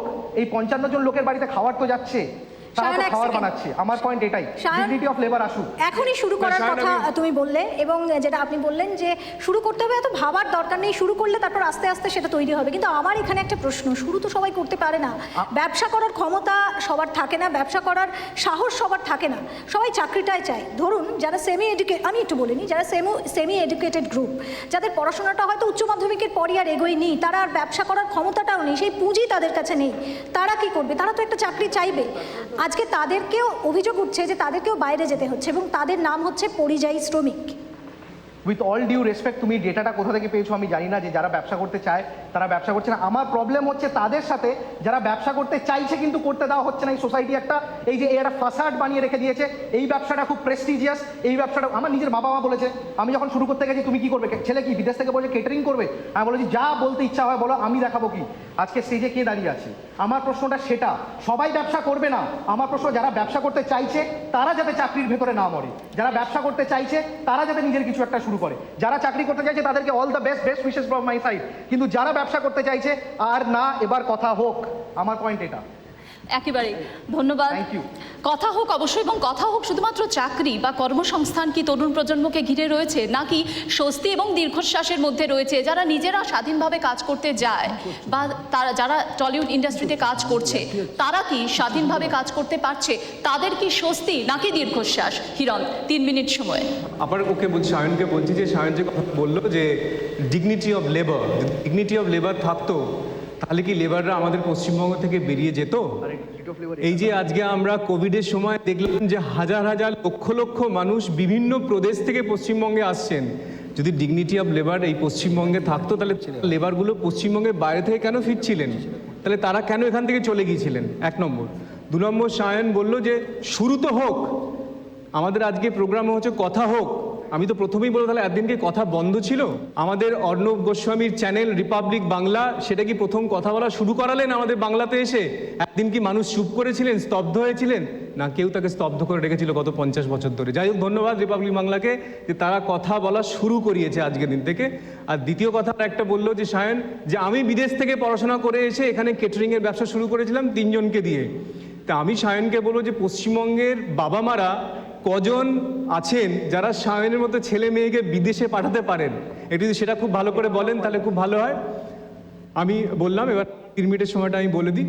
আমার জন্ম হয়েছিল উলুবেরিয়াতে। আমার মা বাবা দুজনেই 1997 সালে মারা গিয়েছিলেন। তারপর থেকে আমি কলকাতায় এসে স্ট্রাগল করেছিলাম। তো কলকাতায় আমি চাকরি করতাম 2000 সালেতে 2000 টাকাতে। আমি যখন 2003-তে এখান থেকে বম্বে গিয়েছিলাম, কারণ কলকাতায় যতই চাকরি খুঁজছিলাম, আমি 2000 সালে কথা বলছি, 2000 থেকে 2003 আমি কলকাতায় ছিলাম। আমি তখন গ্র্যাজুয়েশন করছিলাম, কিন্তু আমি পার্ট টাইম কাজও করছিলাম। করতে করতে আমি দেখলাম যে 2000, 3000, 4000-এর বেশি চাকরি দিচ্ছে না, টাকা দিচ্ছে না। সেটাই যখন আমি বম্বে গিয়েছিলাম, এই কথা বলার একটা অন্য অর্থ আছে, যখন বম্বে গিয়েছিলাম চাকরি খুঁজেছিলাম, সেখানে আমি চাকরি শুরু করেছিলাম 60,000 টাকা মাসে মাইনে দিয়ে। তো এই যে ডিফারেন্স, যেটা সায়ন বলছিল বা আমরা সারা বাংলার আজকে যুবকেরা বলছে, আমি যখনই ব্যাঙ্গালোর যাই, চেন্নাই যাই, দিল্লি যাই, যেখানেই যাই, পুনেই যাই, আমি বলি ভাই তোমরা তো কলকাতায় কাজ করতে পারো, পশ্চিমবঙ্গে কাজ করতে পারো। বলে দাদা ওখানে ক টাকা মাইনে পাবো, ওদের তো সংসার চলে না দাদা, সেজন্য বাইরে এসে কাজ করতে হয়। এমন নয় যে পশ্চিমবঙ্গে কাজ নেই, কাজ তো আছে, কিন্তু তার পরিমাণটা এতটা কম, তার সংসার চালাতে পারবে না। তার কারণটা কি? তার কারণটা আমরা শুধুমাত্র টিভি চ্যানেলে এসে, টিভি চ্যানেলে টিআরপি বাড়ানোর জন্য এখানে এসে আমরা সমালোচনা করি, এখানে আমরা ঝগড়া করি, এখানে আমরা একজন আরেকজনের পক্ষে বিপক্ষে বলি, কিন্তু আমরা কোনো সলিউশন খুঁজে বার করি না যে আমরা করবোটা কি। আমরা আমাদের ইতিহাস নিয়ে প্রচণ্ড গর্ববোধ করি যে আমাদের রবীন্দ্রনাথ ঠাকুর, আমাদের বিদ্যাসাগর, আমাদের অমর্ত্য সেন, আমাদের অভিজিৎ বিনায়ক বন্দ্যোপাধ্যায়। কিন্তু আপনারা বলুন যে আজকের যুব সমাজ কাকে নিয়ে আমরা গর্ববোধ করব? আমার আইআইটি খড়গপুর, যেখানকার আমি এমএলএ, সেখানে সুন্দর পিচাই ওখান থেকে পাস করেছিলেন, আমাদের খুব গর্ব করে বলে যে আইআইটি খড়গপুর থেকে পাস আউট সুন্দর পিচাই। কিন্তু আমি কোনো বাঙালি বন্দ্যোপাধ্যায়, চক্রবর্তী, সরকার, মাইতিকে খুঁজে পেলাম না যিনি আমাদের যুব সমাজের বেরিয়ে বললেন যে আরে তার জন্য গর্ববোধ করছি। তো আমার মেন বক্তব্য হলো যে আমরা এই সমালোচনা, এই ঝগড়াঝাঁটি বন্ধ করে, পক্ষে বিপক্ষে বন্ধ করে আমাদেরকে সলিউশন খুঁজতে হবে। যেভাবে রিপাবলিক বাংলা আজকে সলিউশন খুঁজেছে, যে কথা বন্ধ ছিল, কথা শুরু হোক, কথা হোক, তেমনি আমাদের এখানে সলিউশন খুঁজতে হবে যে আমরা কী করে আমাদের যুব সমাজকে রাস্তা দেখাবো। তার জন্য প্রথম হলো আমাদের কিছু রিফর্মেশনস দরকার, আমাদের এডুকেশন রিফর্মেশনস দরকার, আমাদের হেলথ রিফর্মেশন দরকার। যেটা ফিল্ম ইন্ডাস্ট্রিতে, যেখানে আমি বিলং করি, ফিল্ম ইন্ডাস্ট্রি একটা ছোট্ট ইন্ডাস্ট্রি, যেখানে কয়েক হাজার মানুষ কাজ করেন পশ্চিমবঙ্গে, সেটাকে যদি আমরা ইন্ডাস্ট্রি বলতে পারি, কিন্তু আমাদের পশ্চিমবঙ্গে যে সবচাইতে বড় ক্ষেত্র কৃষিক্ষেত্র, এগ্রিকালচার, সেটাকে আমরা ইন্ডাস্ট্রিয়ালাইজ করতে পারছি না এখনও অবধি। সেটা এখনও আমরা ভাতা, এখনও আমরা অনেক কিছু ভর্তুকি দিয়ে চালাচ্ছি। বাট আমি সবাইকে বলবো যে আপনারা সবাই মিলে এগিয়ে আসুন, আমাদের একটা প্ল্যাটফর্ম হোক, আমাদের সিএম রাইট টু সিএম করুক, যেখানে সবাই মিলে লিখুক, সবাই মিলে বলুক যে আমরা কিভাবে পশ্চিমবঙ্গকে পরিবর্তন করব, কিভাবে এগ্রিকালচারকে আমরা একটা ইন্ডাস্ট্রি বানাবো, কিভাবে আমরা হেলথকে ইন্ডিপেন্ডেন্ট করব। হেলথে রাজনীতি বন্ধ করতে হবে। প্রত্যেকটা হেলথ যে হাসপাতাল আছে আমাদের গভর্নমেন্টের হাসপাতাল, সেগুলোকে পিএসইউ এর মতো করে দিতে হবে, তারা ইন্ডিপেন্ডেন্টলি চালাক। এবং সেখানে যিনি থাকবেন হেড অফ দ্য ডিপার্টমেন্ট আমাদের হাসপাতালগুলোর, তিনি যেন সায়নের বাবা মা যখন বিদেশে পাঠিয়েছিলেন, তিনি যেন বিদেশ থেকে বা আমাদের দেশ থেকে হসপিটালিটি ম্যানেজমেন্ট করে আসেন, তাহলে তিনি হাসপাতালটা ভালো করে চালাতে পারবেন এবং তিনি তার প্রফিট অ্যান্ড লসটা আলটিমেটলি গিয়ে চিফ মিনিস্টারকে দেবেন বা হেলথ মিনিস্টারকে দেবেন। না হলে কিন্তু সেখানে কিন্তু গ্রেড অনুযায়ী আমাদের যারা রুগী থাকবেন, পেশেন্টরা, তারা যাবেন। সব রুগী তো হাসপাতালে এসএসকেএমে যাবে না, আমাদের কিছু প্রাইমারি হেলথ সেন্টার ভালো ভালো বানাতে হবে। আমার হঠাৎ করে পেট খারাপ হয়ে গেল, আমি চলে গেলাম এসএসকেএমে ভর্তি হয়ে গেলাম। আমার কুকুরের অসুখ করলো, আমি তাকে ভর্তি করে দিলাম পিজি হসপিটালে। সেটা না করে আমাদের প্রাইমারি হেলথ সেন্টারে যাক, যাদের কঠিন রোগ হবে তাদেরকে আমরা ভালো হাসপাতালে ভর্তি করব। তেরকমভাবে আমরা অনেক কিছু করতে পারি। সো আমার আবেদন যারা আজকে আমাদের এই প্রোগ্রামটা দেখছেন তাদের সবাইকে, যে আমরা প্লিজ স্টপ ডিবেটিং, সবসময় এই চায়ের দোকানে বসে ঝগড়া, সন্ধেবেলা হলেই ওর পক্ষে ওর বিপক্ষে না করে আসুন সবাই মিলে আমরা এগিয়ে এসে আমরা সমাধান খুঁজে বার করি। ধন্যবাদ। হিরণকে অপেক্ষা করতে বলবো, কারণ হিরণের এই বক্তব্যের পরিপ্রেক্ষিতে রেনেসা ডেকে আরো একজনকে আমরা ডেকে নেবো, ঝুলন গোস্বামীকে আমরা ডেকে নেবো পোডিয়ামে। বললো কুকুরের ডায়ালিসিসের জন্য তো এসএসকেএমে ভর্তি করানো যায়। হ্যাঁ, কুকুরের ডায়ালিসিস করানোর জন্য এসএসকেএমে ভর্তি করানো যায় যদি কারোর ভাইপোর কুকুর হয়, তাতে ওটা চালু আছে। বাকি যারা বোঝার তারা বুঝে নেবেন, সব কিছু তো বলতে হয় না। 1 মিনিট সময়, আপনার প্রথম 1 মিনিট সময়, যখন আপনি হিরণের বক্তব্যের পরিপ্রেক্ষিতে কিছু বলবেন। ফার্স্ট অফ অল রিপাবলিক বাংলার সকলকে আমার পক্ষ থেকে ধন্যবাদ যে আপনারা আজকে এখানে আমাকে ইনভাইট করেছেন। আমার হিরণকে সেরকমভাবে কাউন্টার কিছু করার নেই, কারণ বিষয়টা অনেকটাই পলিটিক্যাল, আর I am not a political person at all. As a sports person তোমার কাছে একটাই রিকোয়েস্ট, তুমি যেহেতু এখন নতুন দায়িত্বে এসছো, অনেক এক্সপেকটেশন থাকবে। ওখানে লোকাল অনেক ছেলে মেয়েরা স্পোর্টসের সাথে যুক্ত আছে, চেষ্টা করো তাদেরকে ভালো রাস্তা দেখানো, তাদেরকে কিছু পরিকাঠামো ওয়াইজ তাদেরকে যদি ডেভেলপ করা যায়, আর তাদেরকে যদি কাজেরও কোনো যদি সুযোগ পাও সেইগুলো একটু দেখো। কারণ আমি পলিটিক্যালি কোনো কথা তোমার সাথে বলবো না, কারণ আমি পলিটিক্যাল পার্সন না, কিন্তু স্পোর্টস আমাদের রাজ্যে, আমাদের দেশে সব থেকে লাস্টে ক্যাটাগরিতে থাকে, কারণ স্পোর্টসের মাধ্যমে দেশ, রাজ্য, ডিস্ট্রিক্ট, ক্লাব সবাই চিনতে পারে। তো সেই জায়গাটায় যদি আমরা যেতে পারি, তুমি যদি সেই জায়গাটা আজকে আছো, যে একটা বিশেষ দায়িত্ব পেয়েছো, সেই দায়িত্বটা তুমি ভালো করে করো, কারণ ওইটা আমার কাছে তোমার রিকোয়েস্ট, যাতে ওখানকার ছেলে মেয়েরা যেন সেই সুযোগটা পায়। ঝুলন প্লিজ অপেক্ষা করুন, 1 মিনিট সময় উত্তর নিতে চাইবো হিরণের কাছে। ঝুলনকে সেটাই বললাম, ঝুলন তুমি যেটা আমাকে বললে আমি তো সেটাই বলছি যে সেই জায়গাটা করে দেওয়া হোক। একজন বিধায়ক হয়ে আমি কোনো রাজনৈতিক কথা এখানে বলিনি, আমি না রাজ্যকে দোষ দিয়েছি না কাউকে, আমি তো বলেছি পুরো ভারতবর্ষের একটা বিরাট বড় সমস্যা, এবং এটা গত 10 বছরে শুরু হয়নি, 50 বছর ধরে এই সমস্যা পশ্চিমবঙ্গে চলছে। এখানকার শিক্ষা ব্যবস্থা, স্বাস্থ্য ব্যবস্থা থেকে শুরু করে টোটাল ব্যাপারটা যতক্ষণ না রিফর্মেশনস হবে, ততক্ষণ সায়নের মতো যারা আছেন, যাদের বাবা মারা পাঠাতে পারে বিদেশে পড়াশোনা করতে, তারাই বিদেশ থেকে পড়াশোনা করে আসবে এবং তারা কিছু ইন্ডাস্ট্রি বানাবে। কিন্তু যে ছেলেটা পুরুলিয়ায় থাকে, যে ছেলেটা আমাদের জঙ্গলমহলে থাকে, সে তো দিন আনি দিন খায়, সে কী করবে? তো তার জন্য ইনফ্রাস্ট্রাকচার লাগবে। আমি যখনই রিফর্মেশনস করবো, এগ্রিকালচারকে ইন্ডাস্ট্রি বানাবো, তখনই আমাদের এমপ্লয়মেন্ট জেনারেশনস হবে। তখন সেই বাবা মা তার ছেলে মেয়েকে পড়ানোর পরেও তাকে ক্রিকেট খেলার জন্য অ্যাফোর্ড করতে পারবে। তাকে বলবে যাও তুমি স্টেডিয়ামে যাও। আমি খড়গপুর স্টেডিয়ামে গেছি, গিয়ে আমি কোচের সঙ্গে আলোচনা করেছি, তিনি বলছেন, আমাকে দেখালেন যে বাচ্চাগুলো ক্রিকেট খেলে, একটার জুতো ছিঁড়ে গেছে, একটা জুতো সেলাই করে পরিয়েছেন। বলছি হিরণ আমি কতদিনে ভাবে টানবো? তো আমি যতখানি সেই স্টেডিয়ামে লাইট পর্যন্ত ছিল না, আমি তার পরের দিনকে এখানে লাইট লাগিয়ে দিয়ে এসেছি যাতে বাচ্চারা খেলতে পারে। তো আমি সেটাই চাইছি ঝুলন, যে আপনি যেহেতু একজন স্পোর্টস পার্সন, আপনি আমাদের গর্ব, আমাদের বাঙালির গর্ব, আমাদের ভারতবর্ষের গর্ব। আপনি চেষ্টা করুন যে আমাদের পশ্চিমবঙ্গের মুখ্যমন্ত্রী, আমাদের ভারতবর্ষের প্রধানমন্ত্রী সবাইকে বলে আমাদের পশ্চিমবঙ্গের ক্রিকেট ব্যবস্থাকে, সৌরভ গাঙ্গুলিকে বলে আমাদের পশ্চিমবঙ্গের ক্রিকেট ব্যবস্থার ইনফ্রাস্ট্রাকচারটাকে আরও ভালো করে তৈরি করে দিতে, ছেলেমেয়েরা খেলতে যেতে পারবে। যে গরিব বাচ্চা, জঙ্গলমহলে যে বাচ্চাগুলো থাকে, যারা সকালবেলা একটুখানি মুড়ি খায়, রাত্রিবেলা একটু ভাত খেয়ে শুয়ে পড়ে, তারা যেন একটুখানি একটা ডিম খেতে পারে, 1 পিস মাছ খেতে পারে, দিয়ে সকালবেলা দৌড়ে ক্রিকেটটা খেলতে পারে। আপনি যদি সেই ব্যবস্থা করে দেন, আপনার কাছে আমি কৃতজ্ঞ থাকবো ব্যক্তিগতভাবে। একজন বিধায়ক হয়ে আমি কোনো রাজনৈতিক কথা এখানে বলিনি, আমি না রাজ্যকে দোষ দিয়েছি না কাউকে, আমি তো বলেছি পুরো ভারতবর্ষের একটা বিরাট বড় সমস্যা। তো আমি সেটাই চাইছি ঝুলন, যে আপনি যেহেতু একজন স্পোর্টস পার্সন, আপনি আমাদের গর্ব, আমাদের বাঙালির গর্ব, আমাদের ভারতবর্ষের গর্ব। আপনি চেষ্টা করুন যে আমাদের পশ্চিমবঙ্গের মুখ্যমন্ত্রী, আমাদের ভারতবর্ষের প্রধানমন্ত্রী সবাইকে বলে আমাদের পশ্চিমবঙ্গের ক্রিকেট ব্যবস্থাকে, সৌরভ গাঙ্গুলিকে বলে আমাদের পশ্চিমবঙ্গের ক্রিকেট ব্যবস্থার ইনফ্রাস্ট্রাকচারটাকে আরও ভালো করে তৈরি করে দিতে, ছেলেমেয়েরা খেলতে যেতে পারবে। যে গরিব বাচ্চা, জঙ্গলমহলে যে বাচ্চাগুলো থাকে, যারা সকালবেলা একটুখানি মুড়ি খায়, রাত্রিবেলা একটু ভাত খেয়ে শুয়ে পড়ে, তারা যেন একটুখানি একটা ডিম খেতে পারে, 1 পিস মাছ খেতে পারে, দিয়ে সকালবেলা দৌড়ে ক্রিকেটটা খেলতে পারে। আপনি যদি সেই ব্যবস্থা করে দেন, আপনার কাছে আমি কৃতজ্ঞ থাকবো ব্যক্তিগতভাবে। অসংখ্য ধন্যবাদ। সময় শেষ হিরণ, বসতে পারেন। একদমই। আর এবারে ঝুলনের 3 মিনিট সময় শুরু হচ্ছে, কিন্তু তার আগে আরও দুটো কথা আমি এর সঙ্গে যোগ করে দেবো। ঝুলন এমন একজন, আগেই বলেছিলাম, যিনি বাংলাকে বিশ্বের দরবারে প্রতিষ্ঠিত করেছিলেন, স্থাপিত করেছিলেন। কিন্তু ঝুলন সম্পর্কে যারা জানেন বা যারা জানেন না, তাদের জন্য একটা কথা অবশ্যই আমি বলতে চাইবো এখান থেকে, যে ঝুলনের কাছে কিন্তু অত্যন্ত লোভনীয় একটা প্রিমিয়ার লিগে খেলার সুযোগ ছিল। সেই সুযোগ, সেই লোভনীয় সুযোগ ঝুলন শুধুমাত্র ছেড়েছিলেন বাংলার জন্য, খেলার জন্য। অর্থাৎ বাংলাতে যে কিছু নেই যারা বলছেন, তাদের জন্য মনে হয় ঝুলন এখন জবাব দিতে পারবে। হ্যাঁ, বলতে পারো এক একটা সময়, এক একটা সিচুয়েশান ডিফারেন্ট সময় আসে। খেলা শুরু করেছিলাম রাজ্যের হয়ে রিপ্রেজেন্ট যাতে করতে পারি, তারপরে দেখলাম মহিলা ক্রিকেট, ইন্টারন্যাশনাল ক্রিকেটও দেখলাম লাইভ, তখন ডিসাইড করলাম যে ইন্টারন্যাশনাল ক্রিকেট খেলতে হবে।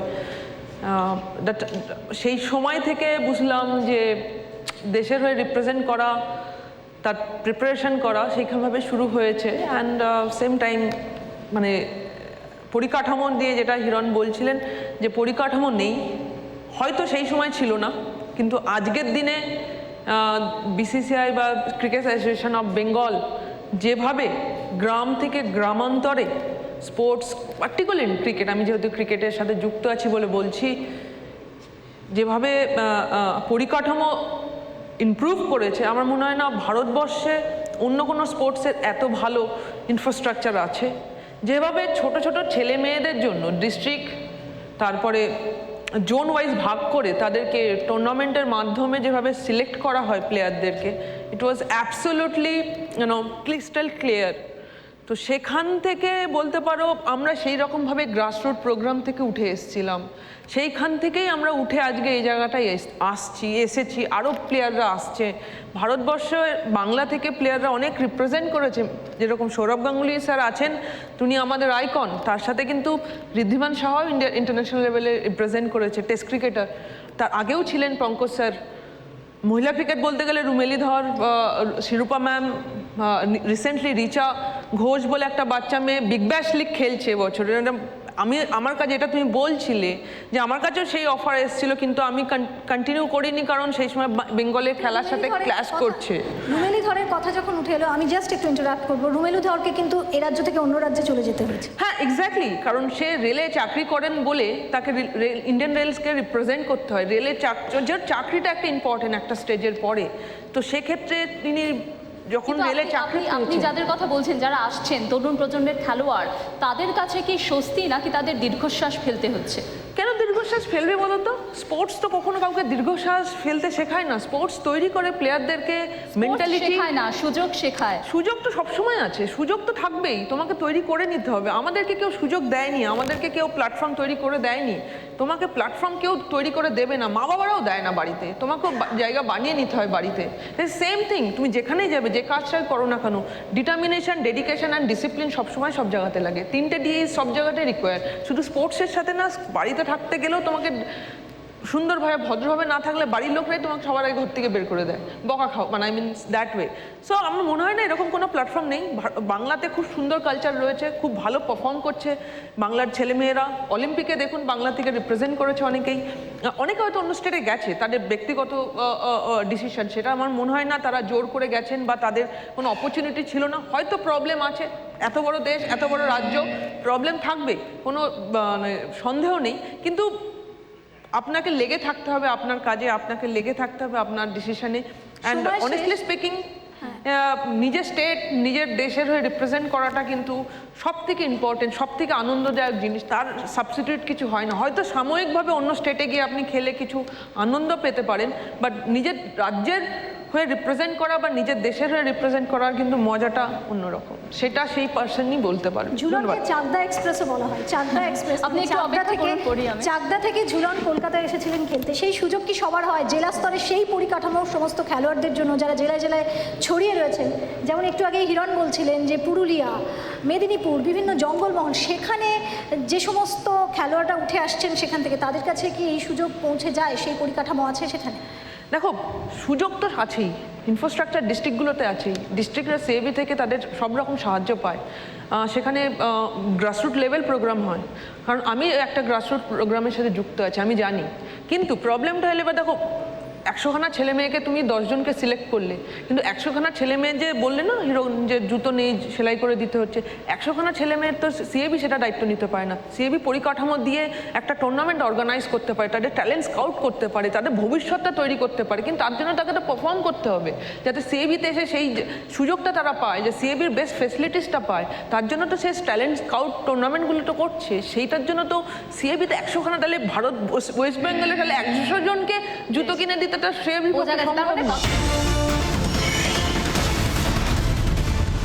এই কথা হোক থেকে যেটা উঠে এলো তরুণ প্রজন্মের জন্য, যে কোনো প্ল্যাটফর্ম হোক, সেটা ব্যবসা বাণিজ্য ক্ষেত্রে হোক বা স্পোর্টসের ক্ষেত্রে বা অন্যান্য ক্ষেত্রে, এই প্ল্যাটফর্মে নিজের প্ল্যাটফর্মটা তৈরি করতে হবে। এই নিজের প্ল্যাটফর্মটা তৈরি না করে অনেকে সরকারকে দোষারোপ করছেন বলে অভিযোগ উঠছে। ঝুলন থাকুন পোডিয়ামে, আমি বিক্রমকে ডাকতে চাইব এবং এই বিষয়ে কাউন্টার চাইব, যেখানে বিক্রম একজন আইনজীবী এবং তিনি নিজে বিভিন্ন চাকরি প্রার্থীর হয়ে লড়াই করছেন এই মুহূর্তে আদালতে। যে চাকরি দুর্নীতি নিয়ে ইতিমধ্যে রাজ্য রাজনীতি সরগরম, আমরা দেখলাম হাইকোর্টে ভর্ৎসনাও করলো রাজ্য সরকারকে, সেখান থেকে দাঁড়িয়ে নিজের প্ল্যাটফর্ম তৈরি করা, নাকি গেল রব তুলে সরকারের বিরুদ্ধে অভিযোগ আনা, যেটা ঝুলন বললেন। 1 মিনিট সময় আপনার, প্রথম 1 মিনিট শুরু এখন। আমি আপনাদের কয়টা কথা বলতে চাই। এখানে টপিকের মধ্যে উঠে এসেছে for the people, by the people, of the people. এখানে টপিকের মধ্যে উঠে এসেছে বেঙ্গল আগে থাকবে। এখানে টপিকের মধ্যে উঠে এসেছে 30,000 দিয়ে স্টার্ট, 500 কোটি করেছে, যেই ব্যবসায়ী হন না কেন। আমি এই প্রশ্নটা সবার কাছে রাখতে চাই, যারা যারা আজকে এখানে উপস্থিত আছেন, সবাই কি এই সাকসেস পাবে যে 30,000 দিয়ে স্টার্ট 500 কোটি করেছে? সবাই পাবে না, আমরা বুকে হাত রেখে বলতে পারি পাবে না। সবাই কি ঝুলন গোস্বামীর মতন ক্রিকেটার হতে পারবে? পারবে না, চেষ্টা করলেও পারবে না। একজন দুজন সারা ভারতবর্ষে হতে পারবে। সবাই কি বাবুল সুপ্রিয়র মতো গান গাইতে পারবে? পারবে না। এই জন্যই আসে হলো পাবলিক এমপ্লয়মেন্ট, কারণ সরকার সবারটা দায়িত্ব নেবে। যদি 50 লাখ 40 লাখ 1 কোটি লোকের এমপ্লয়মেন্ট না হয়, তাহলে সেই এমপ্লয়মেন্টের দায়িত্ব সরকারকে নিতে হবে। কারণ যোগ্যতার নিরিখে অনেকেই এগিয়ে থাকে, কিন্তু সবাই এই জায়গাটাতে আসতে পারে না। এটা কিন্তু বাস্তব চরিত্র। আপনারা নিজেদের লাইফ দিয়ে, আশপাশের লাইফ দিয়ে, সমাজের লাইফ দিয়ে কিন্তু এটা ডেফিনেটলি আপনারা দেখতে পাবেন। তাই জন্যই আসবে পাবলিক এমপ্লয়মেন্ট। সংবিধান থেকে আরম্ভ করে ভারতবর্ষের যত আইন আছে সেখানে পাবলিক এমপ্লয়মেন্টের কথা বলা আছে। বেশ, পার্মানেন্ট হতে পারে, কন্ট্রাকচুয়াল হতে 1 পারে। মিনিট সময় শেষ। তার পরিপ্রেক্ষিতে অর্থাৎ যে প্রশ্নটা দাঁড়ালো যে সবাই ঝুলন গোস্বামী হতে পারে না, সবাই সায়ন চক্রবর্তী হতে পারে না, সেক্ষেত্রে একটা রাষ্ট্রেরও সরকারেরও দায়িত্ব বর্তায়। 1 মিনিট সময় ঝুলন। দেখো, অবশ্যই একজন আরেকজনের মতন হয় না, কিন্তু সেম টাইম তোমাকে তো চেষ্টা করতে হবে, তোমাকে তোমার নিজের ভালোবাসা ভালো লাগা জিনিসটাকে বুঝতে হবে। অ্যান্ড তোমাকে যে কোনো পরিস্থিতিতেই তোমাকে লেগে থাকতে হবে। কোনো জিনিস তো তুমি ওভারনাইট হবে না, আর কেউ কারোর মতন হতে পারে না। মানুষের 5টা আঙুলি সমান না, তো মানে একটা মানুষ আর একটা মানুষের সাথে কীরকম হতে পারে, এটা সম্ভব না। বাট হ্যাঁ, পরিকাঠামো আছে। আমি স্পোর্টস নিয়ে কথা বলছি, আমি স্যারের সাথে অন্য জিনিস নিয়ে আমি আর্গুমেন্ট করবো না। স্পোর্টসের পরিকাঠামো আছে, অনেক ভালো ভালো ক্রীড়াবিদরা ভালো খেলছেন। অলিম্পিকে ভারতবর্ষের one of the best performance হয়েছে, সেই প্রজেক্টগুলো খুব ভালো হয়েছে। বাংলা থেকে অনেক স্পোর্টস পার্সনরা ইন্টারন্যাশনাল লেভেলে পারফর্ম করছেন, ন্যাশনাল লেভেলে পারফর্ম করছেন। পরিকাঠামোর 100% কখনোই হয়তো আমাদের দেশে ছিল না। চেষ্টা আমরা এখনও করে যাচ্ছি, কারণ আমরা স্পোর্টসটাকে তো সবসময় ইম্পর্টেন্স কিন্তু দিই। ঝুলন, চেষ্টা করেও যে অনেকে পারেননি তার উদাহরণ কিন্তু এই বাংলাতেই আছে, এই বেঙ্গল টিমেই আছে, আপনি সেটা জানেন না। একদম একদম একদম, কারণ বাংলা থেকে তো সকলেই রিপ্রেজেন্ট করেছে। কারণ ভালো পারফরমেন্স করলে প্ল্যাটফর্ম যদি পাওয়া যায়, সুযোগ যদি পাওয়া যায়, আর সকলে যদি আমরা যদি ডিবেটে না গিয়ে একটা জিনিসে যদি আসি যে আমাদের সুন্দর করে সব কিছু তৈরি করতে হবে, তো সবাই মিলে যে এক জায়গায় যদি আসি, ডিসাইড করি যে আমরা আরও বেস্ট হতে হবে, আমরা ফুটবলে ব্রাজিলের সাথে যাতে কম্পেয়ার করতে পারি, ক্রিকেটে যাতে অস্ট্রেলিয়ার সাথে কম্পেয়ার করতে পারি। বাড়ানোর কথা বলছেন আপনি? হ্যাঁ, মনোবল বাড়ানোর কথা একদম, বলছেন। কারণ ওইটাই তো সবথেকে ইম্পর্টেন্ট একটা মানুষকে স্পিরিটের বেঁচে কথা থাকতে। বলছেন। অ্যাবসলিউটলি। ধন্যবাদ। 1 Thank মিনিট you. সময় শেষ। স্পিরিটটা তো দরকার বিক্রম। 3 মিনিট সময়, মূল বক্তব্য শুরু এখন। সত্যি স্পিরিটটা দরকার। স্পিরিট ছাড়া কোনো কিছু হবে না, এটা ঠিক। কিন্তু রাষ্ট্রের একটা ভূমিকা থাকে, যে কোনো জিনিসে রাষ্ট্রের একটা ভূমিকা থাকে। ফর এক্সাম্পল ধরুন, ঝুলন গোস্বামী ক্রিকেটার, তিনি যখন ক্রিকেট খেলবেন, রাষ্ট্রের ভূমিকাও কিন্তু এটাও থাকবে যে ক্রিকেট ময়দানে ক্রিকেটটা আয়োজন করা।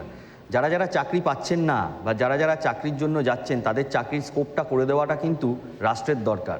আপনারা চিন্তা করে দেখুন তো, পশ্চিমবাংলাতে 10 বছরের আমি পরিসংখ্যান কিছু তুলে ধরছি আপনাদের সামনে। পরীক্ষা কবার হয়েছে যদি আপনারা দেখেন, তাহলে 3বার ম্যাক্সিমাম, কোথাও 2বার, কোথাও পরীক্ষা হয়েছে, কোর্ট ক্যান্সেল করে দিয়েছে, পরীক্ষা হয়নি। পরীক্ষাই যদি না হয়, তাহলে মানুষ চাকরিটা পাবে কোথার থেকে? এটা একটা প্রথম প্রশ্ন।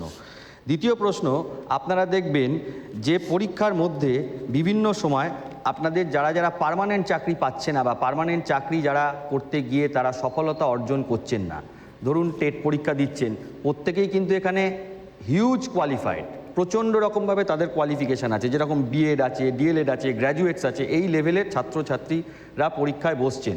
কিন্তু বসার পরে তারা যখন পাচ্ছেন না, এটা একটা বড় সংখ্যা, 25 লাখ 30 লাখ এক একটা সেক্টরে। শিক্ষক নিয়োগ বলুন, মিউনিসিপ্যালিটি নিয়োগ বলুন, তাদের মধ্যে একটা বড় অংশ চলে যাচ্ছে কন্ট্রাকচুয়ালে, তাও সবাই না, কিছু লোক। এই কন্ট্রাকচুয়ালে মাইনে কত শুনলে এখানে মানুষ কি মনে করবেন আমি জানি না, 10,000, 5,000, কারুর 15,000, তাই দিয়ে তাদের সংসার চালাতে হয়। সুপ্রিম কোর্ট বলছে, state of Punjab versus Jagjit Singh, সম কাজে সম বেতন। এই জিনিসটা কিন্তু ভারতবর্ষের অনেক রাজ্যে ইমপ্লিমেন্টেশন হয়েছে। কোন রাজ্যে তার রাজনৈতিক বিতর্কে আমি যেতে চাই না, কিন্তু অনেক রাজ্যে হয়েছে। পশ্চিমবাংলাতে যদি সম কাজে সম বেতন ইমপ্লিমেন্টেশন করতে হয়, তাহলে তাকে কোর্টে এসে মামলা করতে হবে।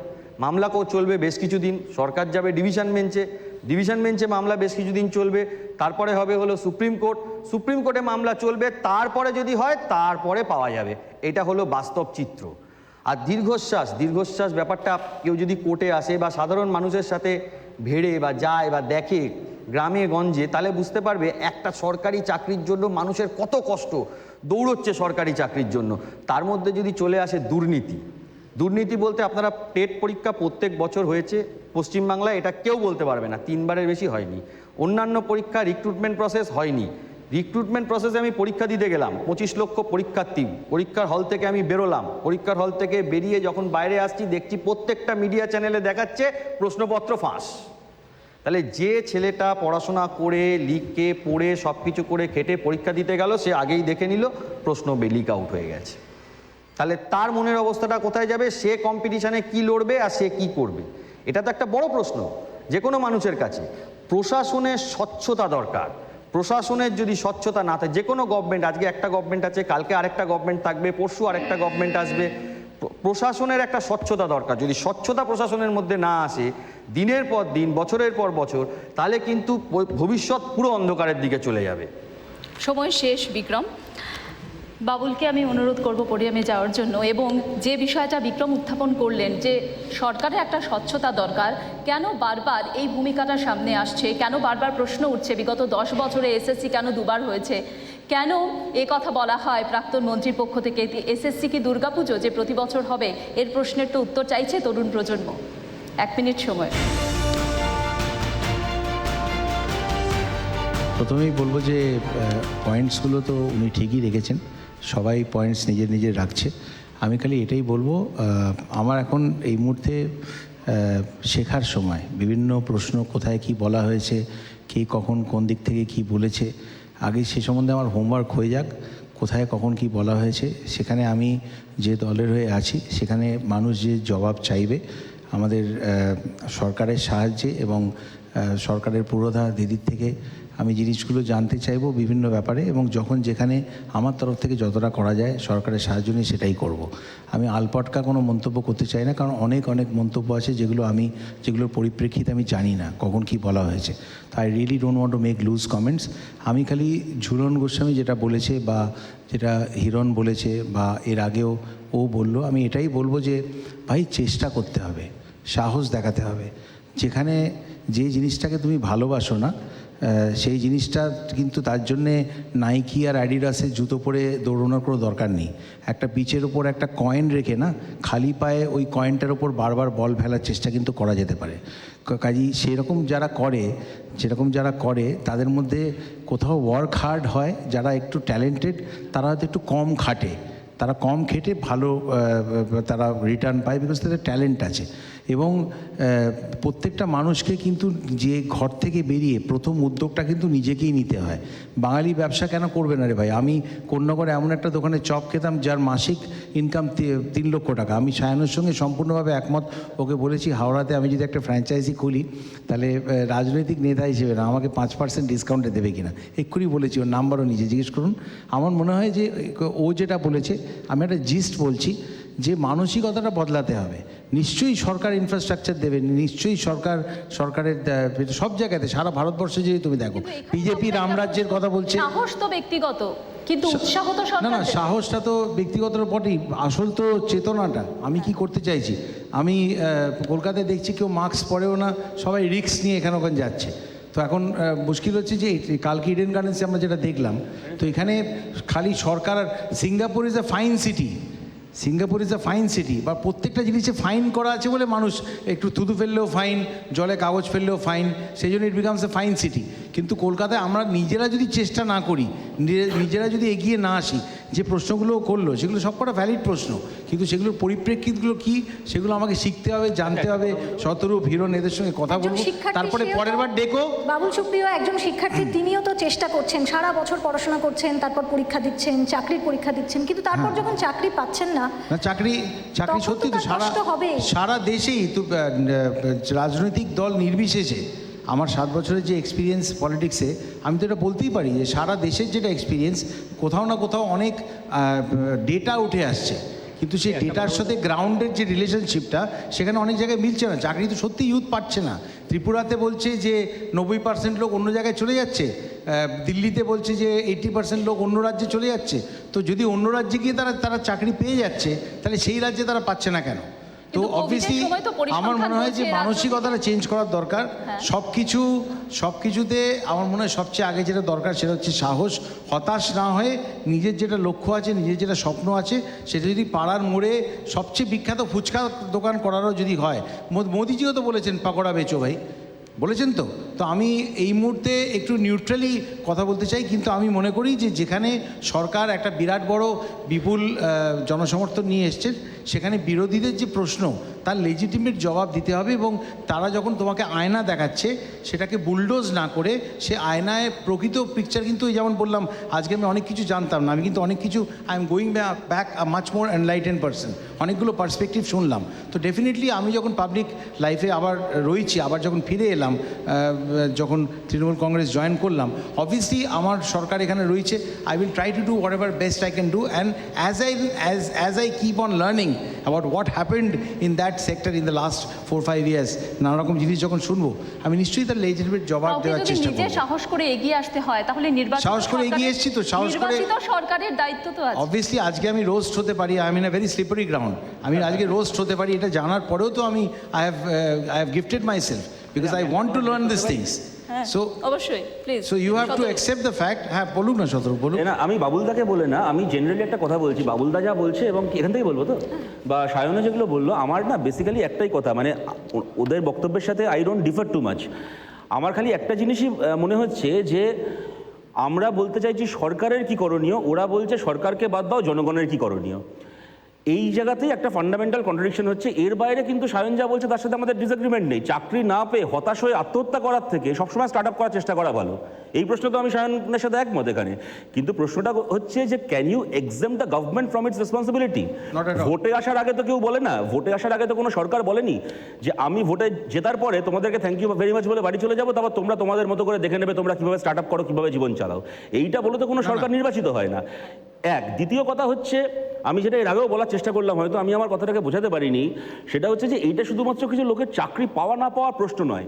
আমি ধরে নিচ্ছি আজকে যদি পশ্চিমবাংলায় 100 জন জব সিকিং ক্যান্ডিডেট থেকে থাকে, যারা কিনা who are seeking jobs in through SSC, আমি ধরে নিচ্ছি 100 জনই আগামী দিনে স্টার্ট আপ করবে এবং সায়ন বা সায়নের থেকেও বেশি সাকসেসফুল হবে। All the best to all of them. কিন্তু সেক্ষেত্রে প্রশ্নটা হচ্ছে স্কুলগুলোতে ওই যে 100 জন শিক্ষকের শূন্যপদ, সেই শূন্য পদে গিয়ে বাচ্চাগুলোকে কারা পড়াশোনা করাবে, এর তো একটা সামাজিক অভিজ্ঞতা আছে। এইটার কোনো উত্তর কিন্তু এই আলোচনাটায় পেলাম না। এবং আমার শেষ কথা, শতরূপ একদম ঠিক বলছো, প্রত্যেকটি, এটা একটা ডেমোক্রেটিক কান্ট্রি, তো প্রত্যেকটি মানুষের সাহস বা সে কতটা করতে চায় সেটা কিন্তু প্রতিষ্ঠান থেকে কতটা সাহায্য করছে তার উপর কিন্তু বিরাট ডিপেন্ড করে। এবং সেই জন্যে আমি বারবার বলছি যে কোনো মেজরিটি নিয়ে আসা কোনো সরকার অপোজিশনকে বুলডোজ করে বা তাদের কথা না শুনে কখনোই এগোতে পারে না। আমি তখনই, ও যেরকম বলছে, আমি তখনই একটা স্টার্ট আপ খোলার কথা ভাববো, আমি তখনই একটা জায়গায় নিবেশ করতে আসবো যখন আমি জানবো যে প্রতিষ্ঠান আমাকে সাহায্য করছে। সেই ব্যাপারটাই সেই ব্যাপারটাই খুব ইম্পর্টেন্ট। এবং আমি মনে করি এক্ষেত্রে আমরা সবাই কিন্তু একমত, কারণ আমরা সবাই বাংলার ভালো চাই, সেটা অপোজিশনই হোক আর সরকার পক্ষেই হোক। It is always inclusive of the institution, and that is exactly what democracy is all about. আমার এটাই মনে হচ্ছে যে there is no room left for much debate. কোনো একটা জায়গাতে সায়ন বা বাবুলদাও কিন্তু একবারের জন্য এখনো পর্যন্ত এটা জোর দিয়ে বলছেন না যে পশ্চিমবাংলায় কিছু মানুষ সরকারি চাকরি করবেন, কিছু মানুষ আধা সরকারি চাকরি করবেন, এবং অবশ্যই অসংখ্য মানুষ তারা ব্যবসা করবেন, তারা স্টার্ট আপ করবেন, তারা সেলফ এমপ্লয়েড প্রফেশনে যাবেন। কখনো এনারা জোর দিয়ে বলছেন না যে সরকারের দিক থেকে যতটুকু করণীয়, রিক্রুটমেন্ট সরকার ঠিক করে করছে, সেমি গভর্নমেন্ট সেক্টরের রিক্রুটমেন্ট খুব ভালো করে হচ্ছে, এর বাইরে বাকিরা আপনাদেরটা দেখে নিন, একবারের জন্য বলছেন। এরা বেসিক্যালি যেটা বলছেন সেটা হচ্ছে পশ্চিমবাংলায় 100 জনের মধ্যে 100 জনই নিজের ব্যবস্থা করে নিন, সরকার একজনেরও দায়িত্ব নেবে না। এটা একটা আর্ট অফ লিভিং। এটা যদি আমি যদি কমপ্লিট করি, এইটা যদি একটা আর্ট অফ লিভিং এর সেশন হতো, কি এইটা যদি একটা এন্টারপ্রেনিয়রশিপকে প্রমোট করার একটা সেমিনার হতো, সেখানে আমার মনে হয় আমি আরো মানে খুশি হয়ে সায়নের কথাগুলোকে শুনতে পারতাম। তার কারণটা হচ্ছে আমরা জড়োই হতাম এখানে কি করে আমাদের ইন্ডিভিজুয়াল এন্টারপ্রেনিয়রশিপকে নিয়ে আমরা এগিয়ে যাবো এটা জানার জন্য। কিন্তু এখানে তো we have come here, we have assembled here to question the system, to discuss the system, what is happening. সেখানে যদি সরকারের পক্ষের যারা, অন্যভাবে নেবেন না, আমি খুব মানে আন্তরিকভাবে এটা বলছি, সরকারের পক্ষের যারা, তারা যদি সরকারের কাজকে ডিফেন্ড করে দুটো কথাও বলতে না পারেন এবং তাদের গোটা বক্তব্যের নির্যাস এইটাই হয় যে সরকারকে ছাড়ুন না, আপনারা আপনাদেরটা বুঝে নিন, সেক্ষেত্রে ধরে নেওয়া যায় যে সরকারের ব্যর্থতা সম্পর্কে আমরা ছজনই একমত। এইবার সরকার ব্যর্থ হওয়ার পরে সাধারণ মানুষ কি করবে আমার ধারণা তাই নিয়েও আমরা ছজনই একমত, কিন্তু সেটা তো একটা অন্য ডিবেট। সেক্ষেত্রে এটাকে আমরা ডিবেট বলছি কেন? কেউ তো এখানে এইটা বলতে আসেনি যে মানে তাহলে আপনারা বলে দিন যে এসএসসি হবে না, এসএসসি চুলোই যাক, টেট চুলোই যাক, কনস্টেবলের চাকরি চুলোই যাক, আরাবুল ক্লাস নেবে, অনুব্রত কনস্টেবল হবে। তার বাইরে তোমরা যে যার মতো করে কেউ মোমো স্টার্ট আপ করবে, কেউ হচ্ছে কম্পিউটার ল্যাপটপে স্টার্ট আপ করবে, তাহলে মিটে গেল, ডিবেট এখানে শেষ হয়ে যায়। কিন্তু একটা হেলদি, বাবুলদা এত বছর পার্লামেন্টারিয়ান থেকেছে, একটা হেলদি ডেমোক্রেসি কি বাবুলদা, যেখানে সরকার মানুষকে কি করণীয় সেটা শেখাবে নাকি মানুষ সরকারকে কি করণীয় সেটা শেখাবে? আমার তো প্রশ্নের জায়গাটা এইটাই।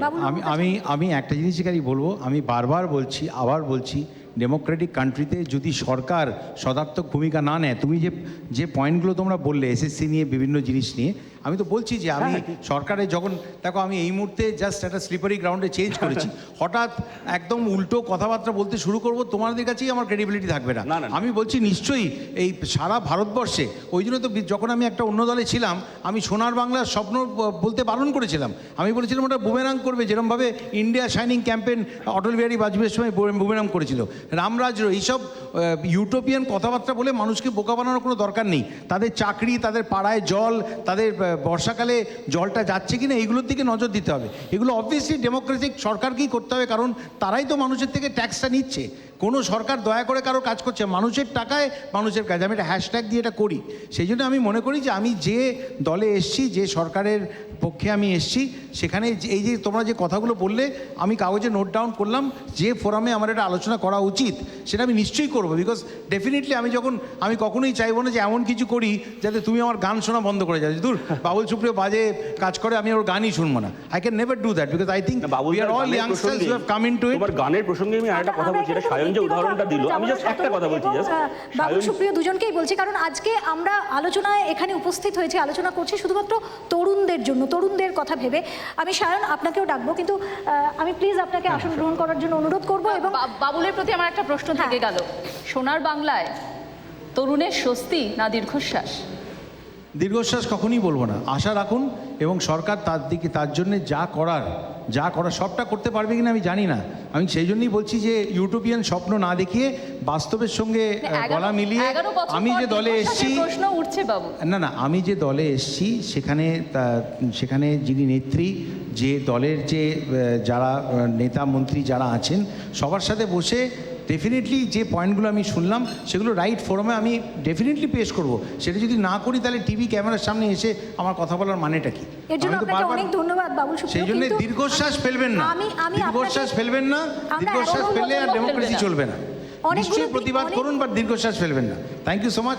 খুব ভালো হচ্ছে যে আপনাদের কথা মাঝে মাঝে শুনতে পাচ্ছি। অনুরোধ করবো, তারপর আমরা সায়নকে অবশ্যই ডাকবো এবং এদিক থেকেও যারা আছেন তাদেরকে আমরা 1 মিনিট করে সময় দেবো। কিন্তু আমি একটা বিষয় আপনার কাছে জানতে চাইবো যে আপনি বাংলায় কাজ করেছেন, বলিউডে কাজ করেছেন, বিভিন্ন জায়গায় কাজ করেছেন। আমরা এই তরুণদের নিয়ে যখন আলোচনা করছি, তরুণদের থেকে একটা অভিযোগ বারবার আসে, সেটা হলো ওয়ার্ক কালচার, বাংলায় কাজের পরিবেশ। কাজ করতে গেলেই নাকি খালি পলিটিক্সের শিকার হতে হয়। এটা তরুণদের থেকে, এক্সট্রানি তরুণদের থেকে, একটা অংশের থেকে বারবার অভিযোগ আসে। আপনি মানেন? আপনার কি অভিজ্ঞতা? দেখো ভাই, পলিটিক্স সব জায়গায় আছে, পলিটিক্স থাকবে না তো হতে পারে না। ঝুলন গোস্বামীকে জিজ্ঞেস করো ক্রিকেট দলে চান্স পেতে গেলে কী ধরনের পলিটিক্সের সম্মুখীন হতে হয়। হ্যাঁ, বাংলায় চিরকালই বেশি ছিল। শতরূপের সিপিএম যখন ছিল তখনও ছিল প্রচণ্ড। যখন মানে বিভিন্ন দল এসছে, তৃণমূল কংগ্রেসও এসছে, বাংলার মানুষ একটু বেশি পলিটিক্যালি সচেতন। সব জায়গাতেই এটা বেশি হয়, উত্তরপ্রদেশ, বিহার, এইসব জায়গায় বেশি হয়। বাকি বম্বেতে আমি এত বছর ছিলাম, কখন ভোট আসতো কখন চলে যেত জানতেই পারতাম না। তো সেই জন্য আমরা পলিটিক্স ভালোবাসি, পাড়ার মোড়ে আমি খালি এইটুকুনি বলবো যে সরকার এবং বিরোধী পক্ষকে একসাথে মিলে কাজ করতে হবে। যে কথাগুলো, প্রশ্নগুলো উঠে আসছে, এসএসসি নিয়ে যেগুলো উঠে এলো, কেন পরীক্ষা হচ্ছে না, 100 জন ছাত্র যদি যায় একটা স্কুলেতে, তাদের পড়াবে কে, সেই শিক্ষক নিয়োগটা হওয়া দরকার। এগুলো লেজিটিমেট প্রশ্ন। আমি নতুন এসেছি একটা নতুন দলে, যে ফোরামে এই প্রশ্নগুলো আমি রাখতে পারবো, আমি সেখানে নিশ্চয়ই সেটা পৌঁছে দেবো। At this point of time my job is that of a Messenger. Let me be very honest with it. I don't want to be a hypocrite and say different things that I'm not very aware of. আমি যেগুলো শুনলাম সেগুলো আমি সঠিক জায়গায় পৌঁছে দেবো। And thank you so much to everyone for enlightening me about things that I need to pass on to the next higher levels. Thank you so much. বেশ, থ্যাংক ইউ, ধন্যবাদ। আমি হিরণকে ডাকবো এবার পোডিয়ামে। এবং যে কর্মসংস্কৃতির কথা বলা হচ্ছে, যে ডু ইট নাও আমরা শুনেছিলাম আজ থেকে অনেক বছর আগে, সেই ডু ইট নাও কি বাংলার তরুণ প্রজন্ম এখনো আয়ত্ত করতে পারলো, নাকি তাদের পথে পথে আবারও বাধা, যেটা কর্মসংস্কৃতির কথা বলা হচ্ছে? দেখো, বাংলার কর্মসংস্কৃতি তো গত 10 বছরে চেঞ্জ হয়নি। বাংলার কর্মসংস্কৃতি বহু বছর ধরে সে নিচের দিকে গেছে। আমরা পৃথিবীর বুকে যা ইতিহাস পড়েছি সবই বাঙালি। দেখো, রবীন্দ্রনাথ ঠাকুর, সুভাষচন্দ্র বোস, বিদ্যাসাগর, আমি আগেও বলেছি, অমর্ত্য সেন, অভিজিৎ বিনায়ক বন্দ্যোপাধ্যায়, সৌরভ গাঙ্গুলি, ঝুলন্দি, বাবুল সুপ্রিয়, বলিউডে সব যত মিউজিক ডিরেক্টর, সিঙ্গার, হিরোইন সব বাঙালি। কিন্তু যখনই বাংলার বাইরে যাই, বাইরের রাজ্যে যাই, তখন দেখি তারা একটাই কথা বলে, দাদা ওখানে না কাজ করা যায় না। এখানে যারা কাজ করে, এখান থেকে কলকাতা, যেমন আমিও কলকাতায় কাজ করেছি, তারপরে বম্বে গেছি, বম্বে কাজ করেছি, রিলায়েন্সে কাজ করেছি। তো বাঙালির চরিত্র পশ্চিমবঙ্গের যেই ডিঙিটা পেরিয়ে যায়, সীমাটা পেরিয়ে যায়, তার চরিত্র পুরো পাল্টে যায়। এখানে থাকলে দাদা এইটা করা যাবে না, ওইটা করা যাবে না, যেটা সায়ন বলছিল না, কিছু তো করা শুরু হোক। কিছু তো, আমি BMW থেকে নেমেও চপটা বেচতে পারি। এখন কতগুলো BMW থেকে মানুষ নেমে চপ বিক্রি করবে সেটা আমি জানি না পশ্চিমবঙ্গে, কিন্তু আমি বম্বে দেখেছি যে BMW থেকে নেমে মানুষরা বড়া পাও খায়। এখানে শুধু শুধু কলকাতার মধ্যে সীমাবদ্ধ, কিন্তু কলকাতাটা তো পশ্চিমবঙ্গ নয়। পশ্চিমবঙ্গটা পুরুলিয়া, পশ্চিমবঙ্গ জঙ্গলমহল। তো পশ্চিমবঙ্গটা সম্বন্ধে জানতে হয়। শুধু কলকাতায় বসে থাকলাম, দক্ষিণ কলকাতায় কি সল্টলেকে একটা রেস্টুরেন্টে গিয়ে দেখলাম যে কতজন ব্যবসা হচ্ছে, কাফেটারিয়াতে কজন বেশি কফি খাচ্ছে, সেই কফির দাম 300 টাকা। কিন্তু পুরুলিয়ায় যে বাচ্চা ছেলেটা, বাচ্চা মেয়েটা আছে, যে একটা 10 টাকা দিয়ে চা কফি খেতে গেলে সে 10 বার ভাববে, সেই মানুষটার, সেই বাচ্চা ছেলেটার, বাচ্চা মেয়েটার ভবিষ্যৎ কি, তারা কিভাবে বেঁচে আছে, সেটা নিয়ে আজকে আমার মনে হয় আজকে আমাদের টিভি চ্যানেলের যে সাবজেক্ট, আর যে সাবজেক্ট নিয়ে আমি আলোচনা করছি, যে আমাদের তরুণরা কোথায় আছে, তাদের কি কর্মসংস্কৃতি আমরা দিচ্ছি বা দেখাচ্ছি। তো এটার জন্য আমি বারবার যেটাতে জোর দিই সেটা হলো যে মানুষ, আমরা শুধু সমালোচনা করতে পারি, কিন্তু যেটা সবচেয়ে বড় কাজ যেটা করতে পারে সেটা হলো সরকার যদি সঠিকভাবে চিন্তাভাবনা না করেন, তাহলে সেখানকার সমাজ কিন্তু কখনো পরিবর্তন হবে না। আজকে আমি যে একটু আগেও বলেছিলাম যে আমাদের এডুকেশনের রিফর্মেশনস দরকার। শিক্ষা নীতিতে যদি আমরা স্কিল ডেভেলপমেন্ট না শেখাই, তাহলে কিন্তু আমরা ভালো ভালো ছেলেমেয়েরা কাজ করার পাবো না। আজকে সেই ছেলেমেয়েরা এখান থেকে একটুখানি কাজ করে সুরাটে চলে যাবে। তাই বলছি যে আমরা যারা এখানে আছি, এখানে আমরা সুরাটে গেলে দারুণ সোনার কাজ করছি, এখান থেকে বাইরে যাচ্ছি, সেখানে তাঁতের কাজ খুব ভালো করছি, আমরা বিভিন্ন কাজ এখান থেকে বেরিয়ে গেলে ভালো করছি, আমরা পুনে গেলে ওখানে রেস্টুরেন্টে শেফের কাজ করছি। কর্মসংস্কৃতি যদি আমরা তৈরি না করতে পারি, এবং সেটার প্রথম এবং প্রধান যার কর্তব্য সেটা হলো সরকারকে শিক্ষা ব্যবস্থা থেকে শুরু করে সমস্ত কিছু চেঞ্জ না করলে এটাই চলতে থাকবে, আর শুধুমাত্র বলতে থাকবো। সময় শেষ। Thank you. আসন গ্রহণ করার জন্য অনুরোধ। অসংখ্য ধন্যবাদ জানাবো। আমাদের এই পর্বের যে আলোচনা সভা, তার এখানে সমাপ্তি ঘোষণা করতে হচ্ছে। কিন্তু আলোচনা থেকে যেটা উঠে এলো, সাহসের কথা উঠে এলো, আলোচনা থেকে উঠে এলো উৎসাহের কথা, একই সঙ্গে সরকারের উদ্যোগের কথাও। সব কিছু সরিয়ে রেখে রেনেসা হয়তো শেষ পর্বে আমরা এটাই বলতে পারি যে বাংলা থেকেই বিশ্বজয় করুক বাঙালি। সকলকে ধন্যবাদ, নমস্কার।